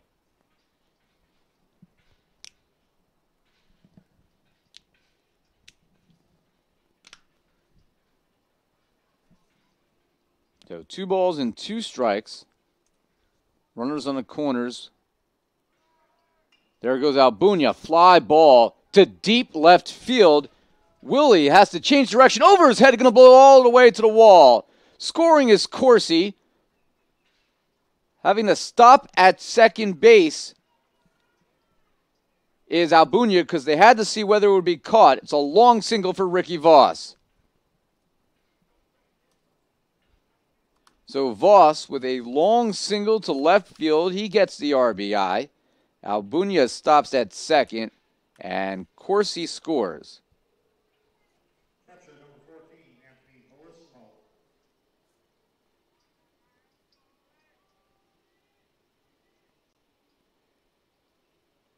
You see Albunia had to hold up.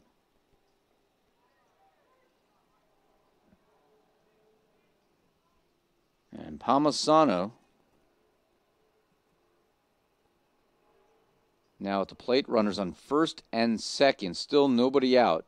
And that is strike 1 to Palmisano. Palmisano's had a good day so far. Been on base twice. 2 runs scored. Hit by pitch, a walk, and a stolen base.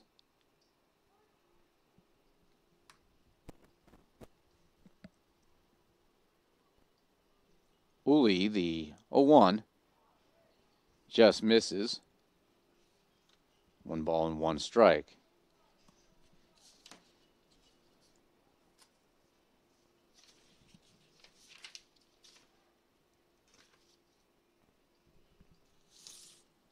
Uli is a freshman out of Barkhamsted, Connecticut. And I believe this is his first appearance.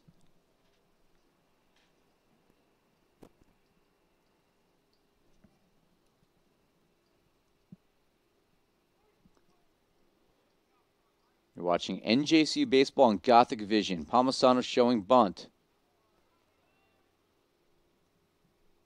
That's outside, 2-1.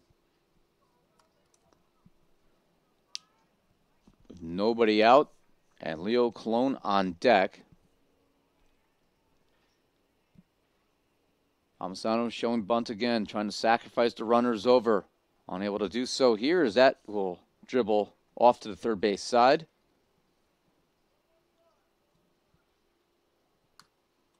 And he will likely swing away here with 2 strikes.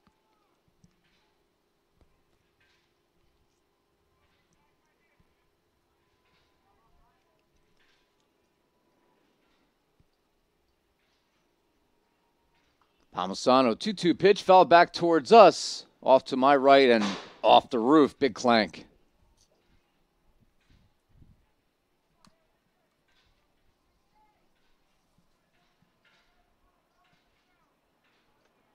And here comes a big dust storm on the right side of the infield as the wind blows through, and everybody, well, for a second I thought everybody was going to stop play. Abunya, however, took off, and he's picked off there by a 1-5 count.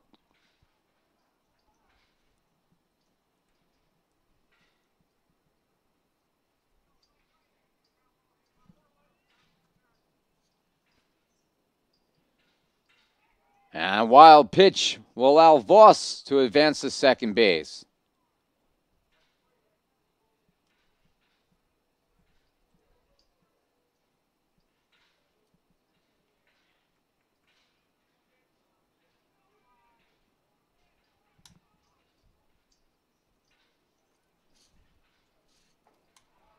And a big swing by Palmisano, and he goes down on strikes. Now 2 away for Leo Colon.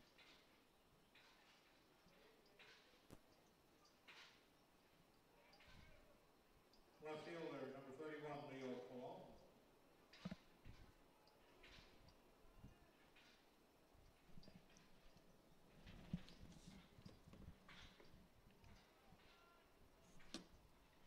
So Cologne steps up, takes ball 1, 6-2 the Gothic Knights lead.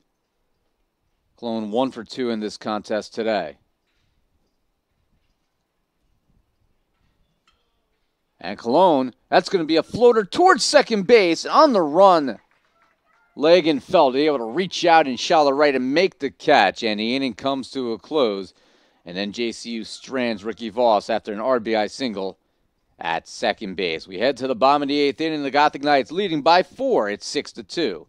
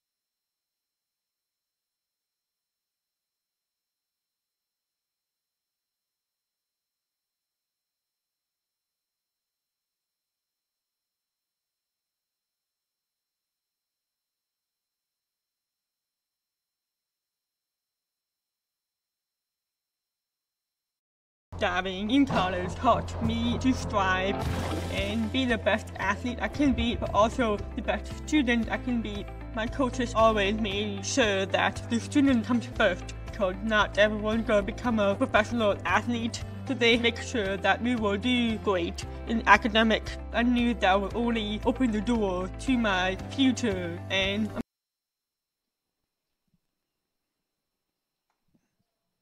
And we're back to game action here. Bottom of the 8th inning. Gavin Nyland continuing to throw well.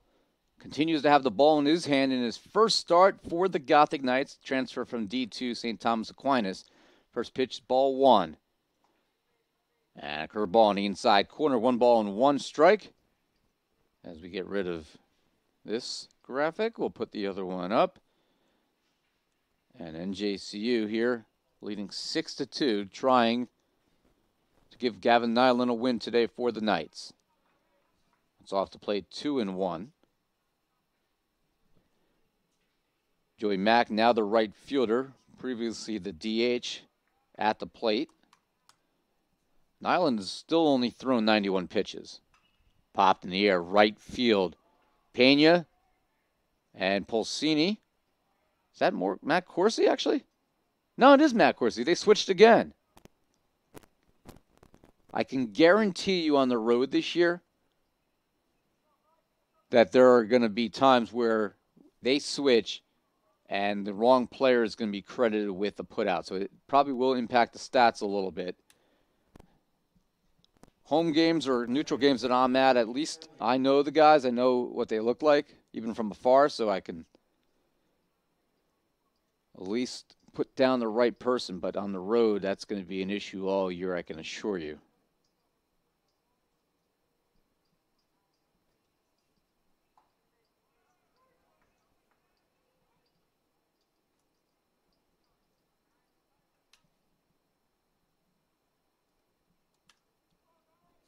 So Ole, now the pitcher, takes strike one. Check, swing towards left field. Cologne reaches out and makes the catch for out number 2.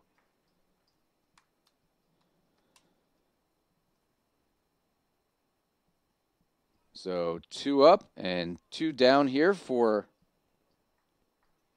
the Scots in the bottom of inning number 8. We'll bring up the top of the order, and the third baseman, Don Quint, will step in. And that's high. Quint, 0 for 3 today.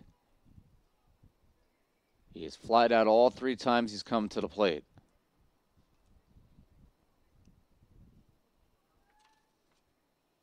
And that's line to center field. It'll be a 2-out base hit for the Scots, just their 4th hit of the game. And the first hit for the leadoff hitter, Quint, at the top of the order.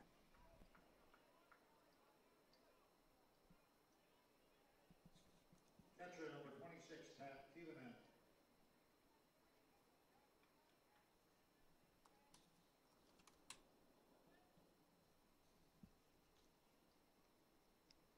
So that'll bring up the catcher, Pat Tevenen. Also 0 for 3 today. He struck out all 3 times against Gavin Nyland, who has been masterful today. 7 strikeouts, no walks, 1 earned run, and 4 hits.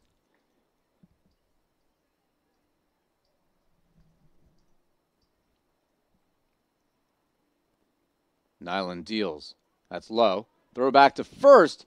Quick swipe, not in time. Good throw by Palmisano.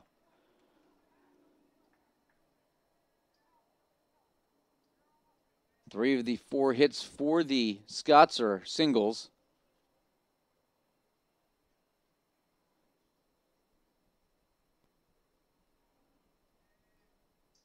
NJCU 3 runs top of the first. Gordon with 1 in the bottom of the second as Nick Cesare out to have a chat with Gavin Nyland. Each team scored in the 5th. NJCU has added single runs in the 7th and the 8th, and when they lead 6-2 here.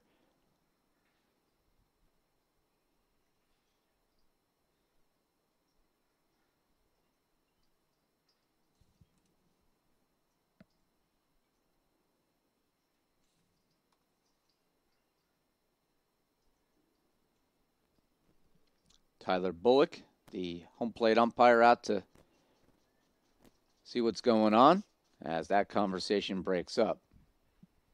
And having roomed with Nick and Jerry Smith and the other coaches all week, I can only imagine the conversation because they've kind of keyed me in on how those mound conversations often go. And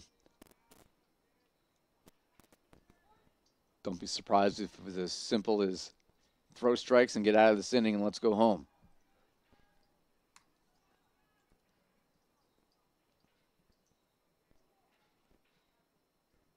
That is where we stand right now. The Gothic Knights with the lead. Throw back to first. Just missed. Palmisano, another strong throw.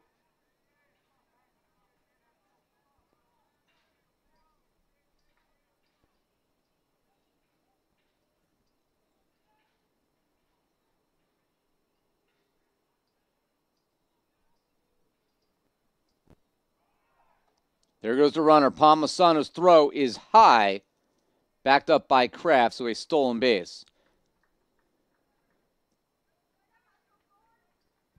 It'll be 3-2.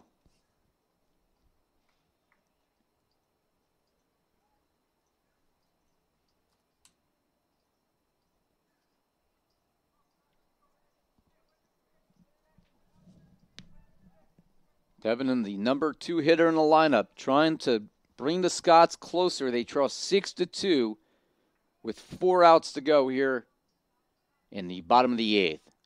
Time granted by Tyler Bullock, the umpire.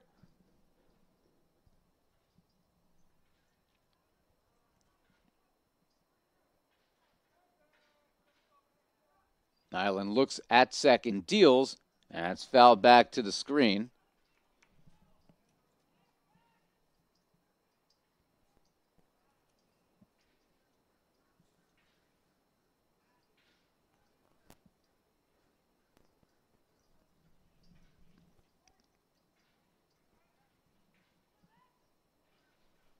Nyland steps off.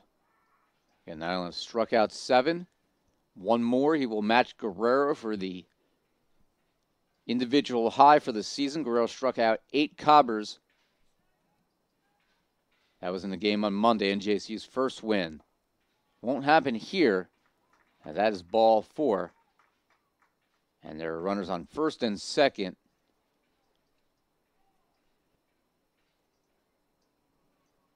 And it won't happen at all because here comes head coach Jerry Smith. And that will be it for Gavin Nyland. So a great effort for him. He's going to get a big send-off from his teammates. High five after a great effort.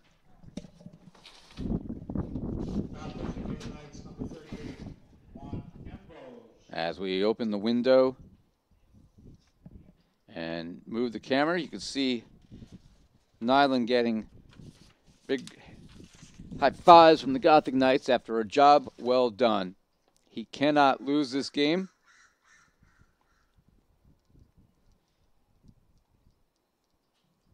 Nyland 4 hits, 1 run that was earned, 2 overall, 7 strikeouts. That was his first walk. And NJCU will have a new pitcher.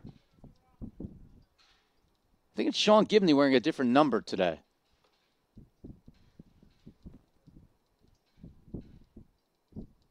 Yeah, it is Sean Gibney wearing a different number. He was wearing Ian Ambrose's number. So Gibney's going to come in and go for the save. Move the camera back a little bit now.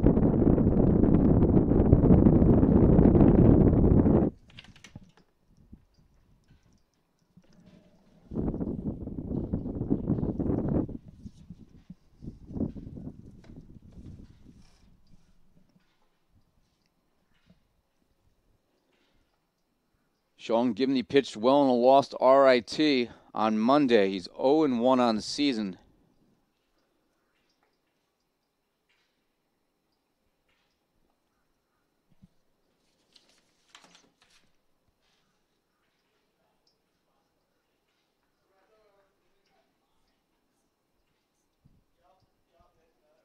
Gibney's primarily been a relief pitcher throughout his NJCU career. He has started games. He did start on Monday. And coming in, he's never had a save. This is his 36th career appearance, 26th in relief. Maybe a little Gibney history here today. He will face Hodge, the center fielder. And first pitch hit in the air down the left field line. And out of play.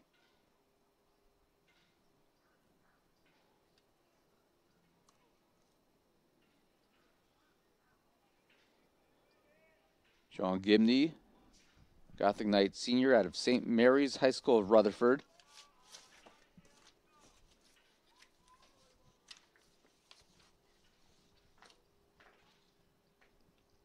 Gibney will step off.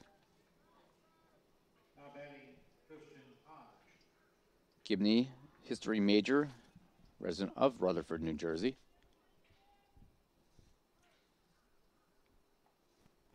Called strike, 1 ball, and 1 strike here. A correction, let me rephrase that. Hit the wrong button. No balls and 2 strikes. So Gibney Trying to get NJCU out of a little bit of a jam here in the bottom of the 8th. Side armor deals, that's wide of the plate. And Gibney's effort on Monday struck out 5, walked just 2 in 4 innings of work. So runners on first and second, 2 outs, 1-2 pitch. We'll wait because Gibney throws to second.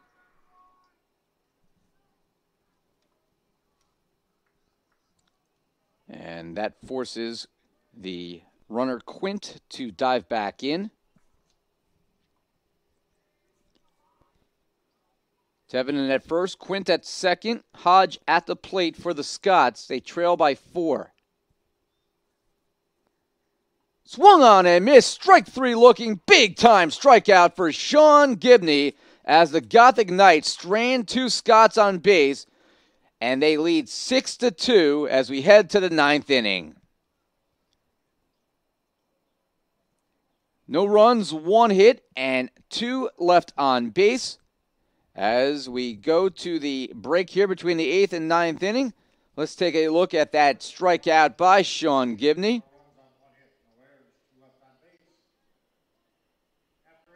As he blows a pitch by Christian Hodge. And NJCU will head to the 9th inning, 3 outs away from evening the trip at 3-3 overall.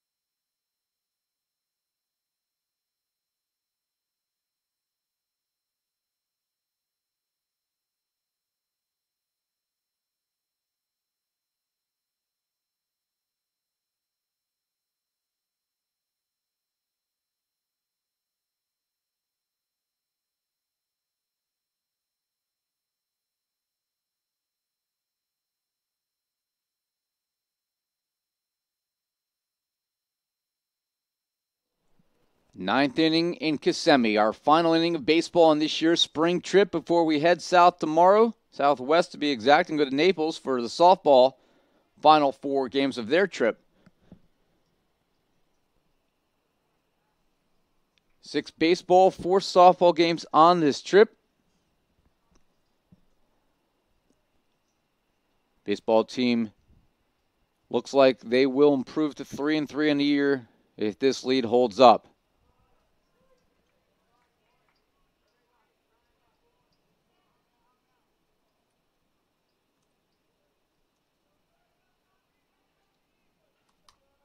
One ball, 1 strike to Pulsini.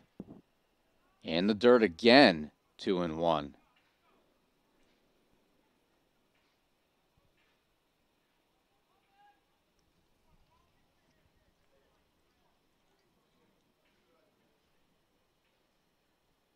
Pulsini 1 for 3 today with a run and an RBI. Ball 3. Uli has had a problem throwing strikes here. That's the 3rd one in the dirt, and Tevin with a problem throwing it back to him as he lobs it over his head.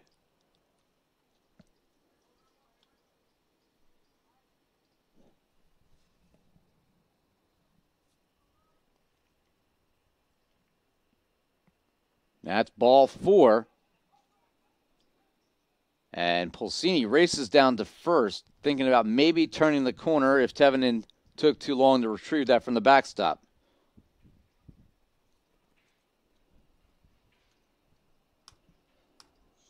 So 5-pitch walk will bring up Jesse Kraft, who's having himself a very nice day. 2 for 4, RBI, and a run scored as well. He and Matt Corsi both have multiple hits for the Knights as NJCU has put up 11 overall.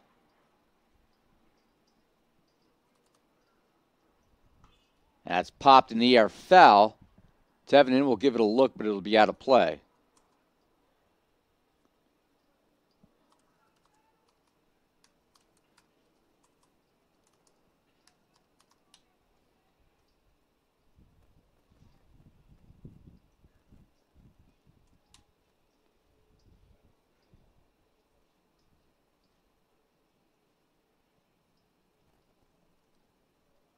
Kraft swings and misses at that one.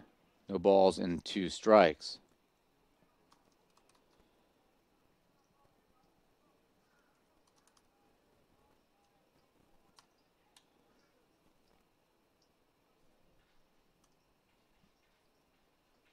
Swung on and missed.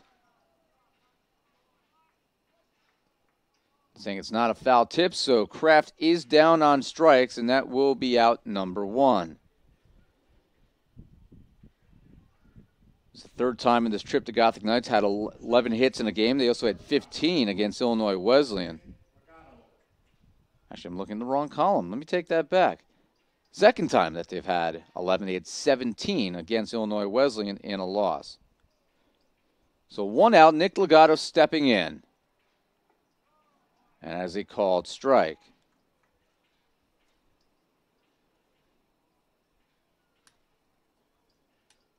So Pulsini aboard, Legato looking for his 2nd hit of the day. Inside, that's going to be a wild pitch, and Pulsini goes to second.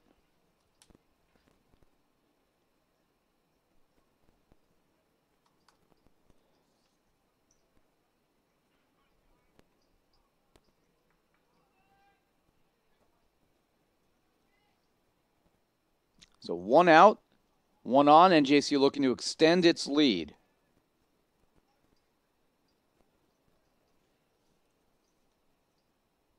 In the dirt again, 2-1.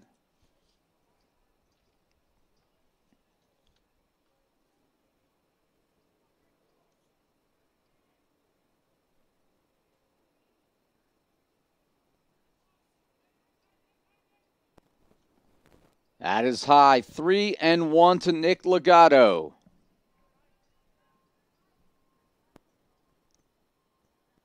And Juan Pena on deck for the Knights. Uli, a 3-1 pitch to Nick Legato. And that's hit in the air to straightaway center field. Hodge now coming in as that's blown around, and he'll make the put out for out number 2.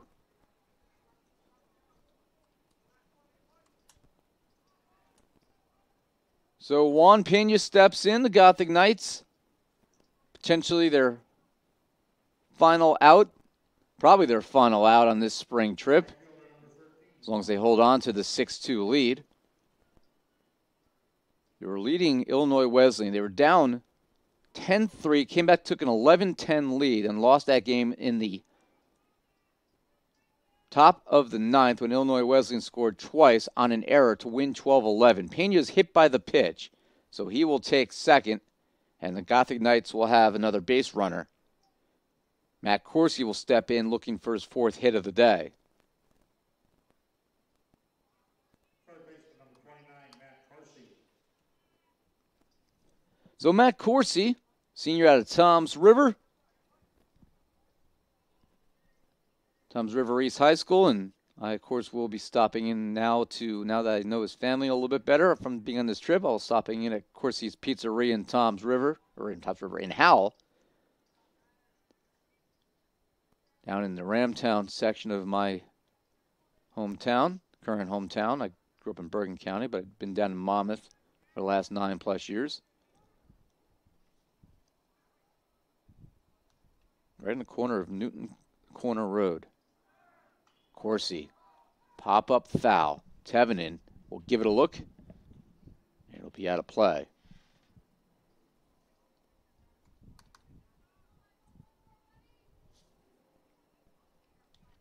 Tom Pulsini retreats back to second base. No balls, 2 strikes. And asking for time is Corsi, global business major for the Knights.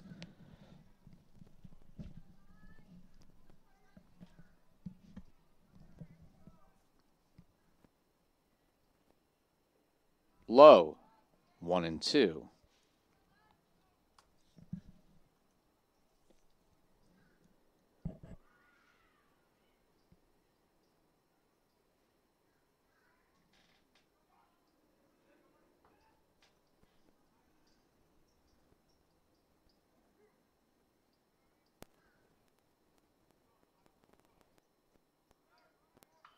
Ground ball fielded by Quint. Throw to first is in time. And the inning comes to a close as the Gothic Knights strand runners on first and second. And they will head to the bottom of the ninth, 3 outs away from finishing the trip, 3-3 overall. Of course, he grounds out just his second time. He hasn't had a hit today. Pena and Pulsini left on base. No runs, no hits, 2 left on. Bottom of the ninth coming up here in Kissimmee, Florida. And John Putter, not a save situation, but he will come out here for the Gothic Knights to try to close this one out. He has worked his way into the closer spot. There'll be games where you'll see Guerrero, especially if he hasn't pitched in a few days, come in for a couple big outs. But John Putter, freshman transfer from Manalapan, New Jersey, and Manalapan High School, was at Misericordia last year, did not play, he was hurt, and has come to NJCU, and he has filled a void that Knights have had for a while. They have not had a true closer. Corey Nace has tried to fill that gap before he got hurt last year. He had a couple saves, I think actually 3 saves during the 2017 campaign. And a few others have bid for that as well. Kyle Kafer last year, although he was NJCU's ace, would close some games because they just didn't have anybody who was a true closer. Putter likely will be that guy. And potentially for the next 4 years. So a big-time luxury to have a freshman be able to fill this role, and he is just mentally tough. John works in the athletic communications office. He's a big part of our operation during the fall and winter seasons. Also does the shot clock during men's basketball home games. But he done a little bit of everything. He does camera during volleyball matches. He helps fellow baseball player Paul Tennessili set up. Paul's typically our director when he's not playing. I will not miss trying to do the play-by-play, the stats, the graphics, and producing and directing and doing a replay and social media by myself on this trip. You do what you got to do to survive, but it's a little challenging to multitask that much. Down here, I'm by myself. When we get back to Jersey, we'll have a very talented student staff to help in these broadcasts, and we will bring you virtually every home baseball and softball game, weather permitting, throughout the 2019 season. Obviously, if it's raining, we may have to limit our camera output, maybe 1 at most, if we can find some shelter. Putter looking for 3 outs as he faces the second baseman, John Lagerfeld. And the first pitch, check swing strike. Lagerfeld's 0 for 3, 2 strikeouts in this game. And NJCU pitchers have combined for 8 overall. Gibney with 1. Gavin Nyland, who's on pace to win in his pitching starting debut for the Knights. He went the first 7 and 2/3 innings, 7 strikeouts, 1 walk as Putter's fastball is fouled away. 7 strikeouts, a walk, 4 hits, 1 earned run. Great effort for him. Padula, the Monroe Township, New Jersey native, likely the loser here, as Gordon in danger of falling to 0-9. He allowed 3 earned runs, 8 hits, 3 strikeouts, and 2 walks in 7 innings of work.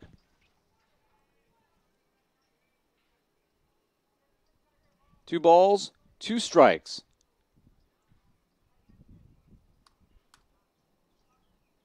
Putter deals. And that's lined towards right center field. That's going to fall in for a base hit. So a 1-out base hit. And it'll bring up Paulison.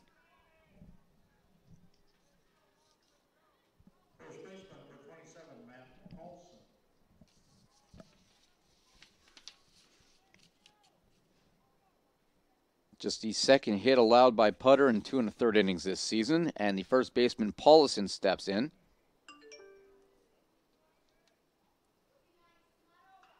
Ground ball up the third base side, foul ball.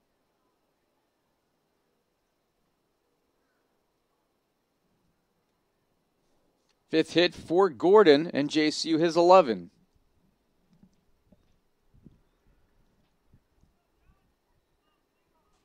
We are live in Kissimmee, Florida.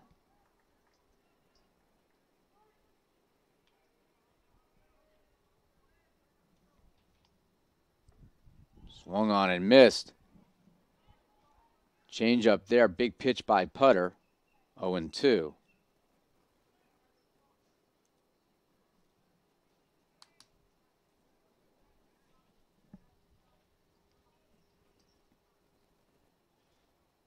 Ground ball over to Tom Polsini, looks at second, long throw to first, gets away, and everyone is safe.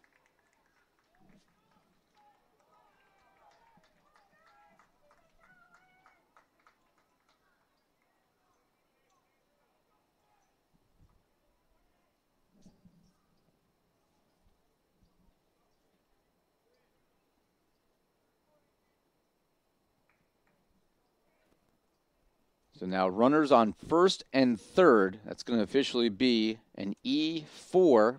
Polsini is the second baseman officially. E4 throwing error from third base. And Lagerfeld advances on the error.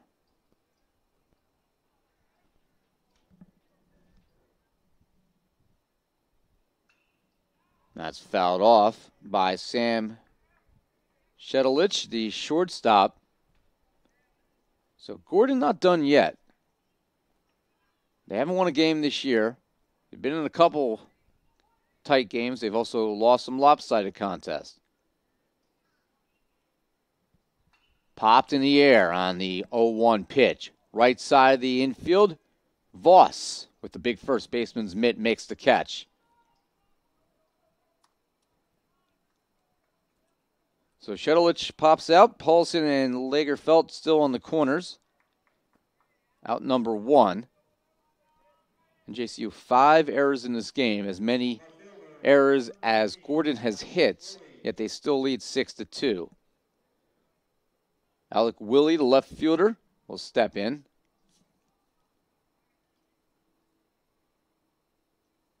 Willie's got 1 RBI.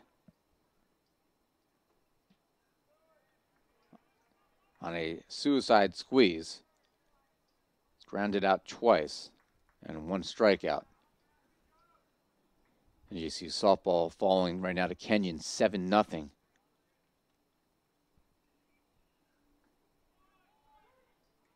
One ball, 1 strike here.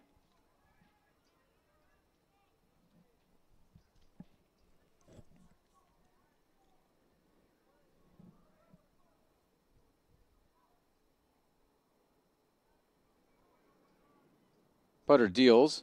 Fly ball. Shallow left. Cologne settling underneath it. He makes the catch.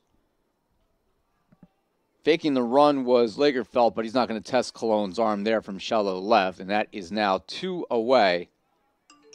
And John Putter is 1 out away from wrapping this one up for the Knights.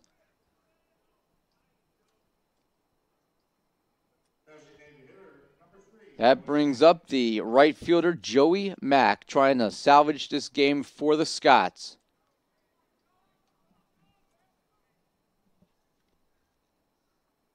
Swung on and missed, strike 1.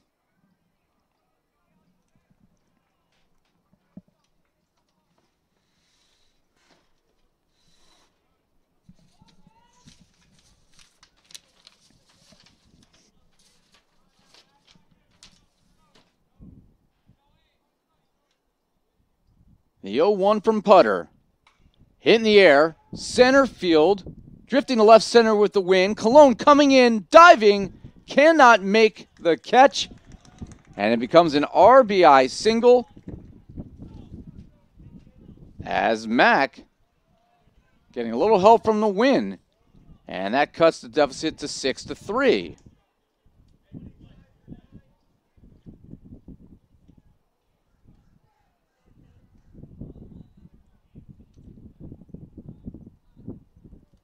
So a single to left center field.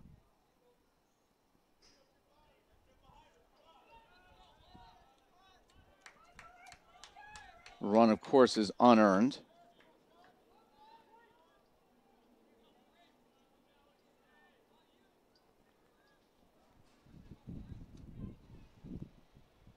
And the first pitch popped in the air. And the catch is made by Nick Legato as the Gothic Knights prevail here today by a score of 6-3, and they conclude their Florida trip with a 3-3 record. Final score, New Jersey City 6, Gordon 3.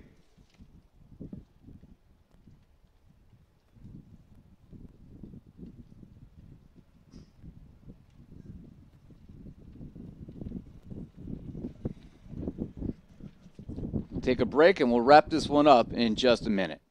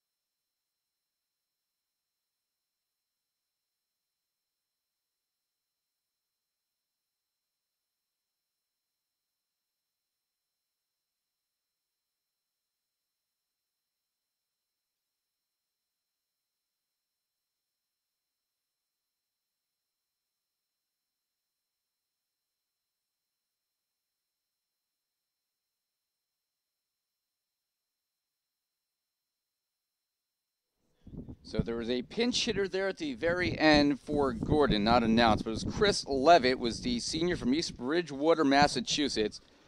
And he actually swung at the first pitch, and he popped in the air.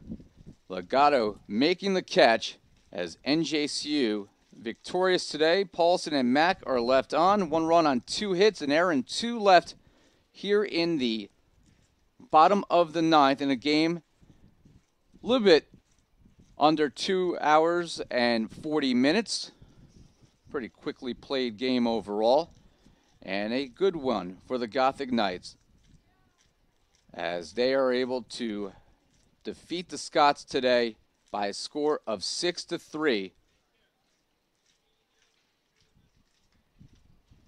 As we look at the final numbers in the final game of the spring trip, 6 runs, 11 hits, and 5 errors for the Knights, 3 runs, 6 hits, and 2 errors for Gordon. NJCU is 3-3. Gordon drops to 0-9 on the season. As the wind begins to really pick up, you see it blowing around in the infield. Final numbers for the Knights. First of all, NJCU 3 runs in the first inning, and then he scored single runs in the 5th, 7th, and 8th. That's all they needed. Gordon, 2 of their 3 runs unearned today. Single runs in the 2nd, 5th, and 9th frames. Winning pitcher Gavin Nyland. He's 1-0. 7 strikeouts, a walk, 4 hits, 1 earned run. Sean Gibney and John Putter an inning each. As NJCU pitching today has struck out 8. Offensively, Matt Corsi, great game, 3 for 5. 2 for 5 was Jesse Kraft with an RBI. Pulsini, Legato, Pena each had hits and each had RBIs. Voss had an RBI single as well. As overall, 8 of the 9 Gothic Knights in the game had at least 1 hit. Anthony Palmisano didn't have a hit, but he got on base twice and scored both times, walked and hit by a pitch. All players on the field today contributing to NJCU's 6-3 victory, and they conclude this year's spring trip with a 3-3 overall record. That'll do it here from Central Florida as we brought you the entire baseball spring trip, all 6 games over the last 5 days. Tonight we'll head down to Southwest Florida and we will bring you the final 4 games of this trip as the NJCU softball team will be in action as they conclude their 12-game, the longest spring trip they've ever had, 12-game spring trip. Tomorrow we will be in Naples beginning at 1 o'clock as the Knights take on Curry College and then Nazareth at 1 and 3 p.m. at North Collier Regional Park. And then we'll conclude the trip on Friday, RIT at 9 a.m. and then Knox College at 1 o'clock. On behalf of everyone at NJCU Athletics, I'm Ira Thor. Thanks for watching this broadcast of NJCU Baseball and all of our broadcasts throughout the 2019 NJCU Spring Trip here at the Russ Matt College Invitational in the Sunshine State. From Kissimmee, Florida, I'm Ira Thor. Thanks for watching. Until we talk to you tomorrow from Naples, Florida, 4 hours southwest from us. Be well, everybody.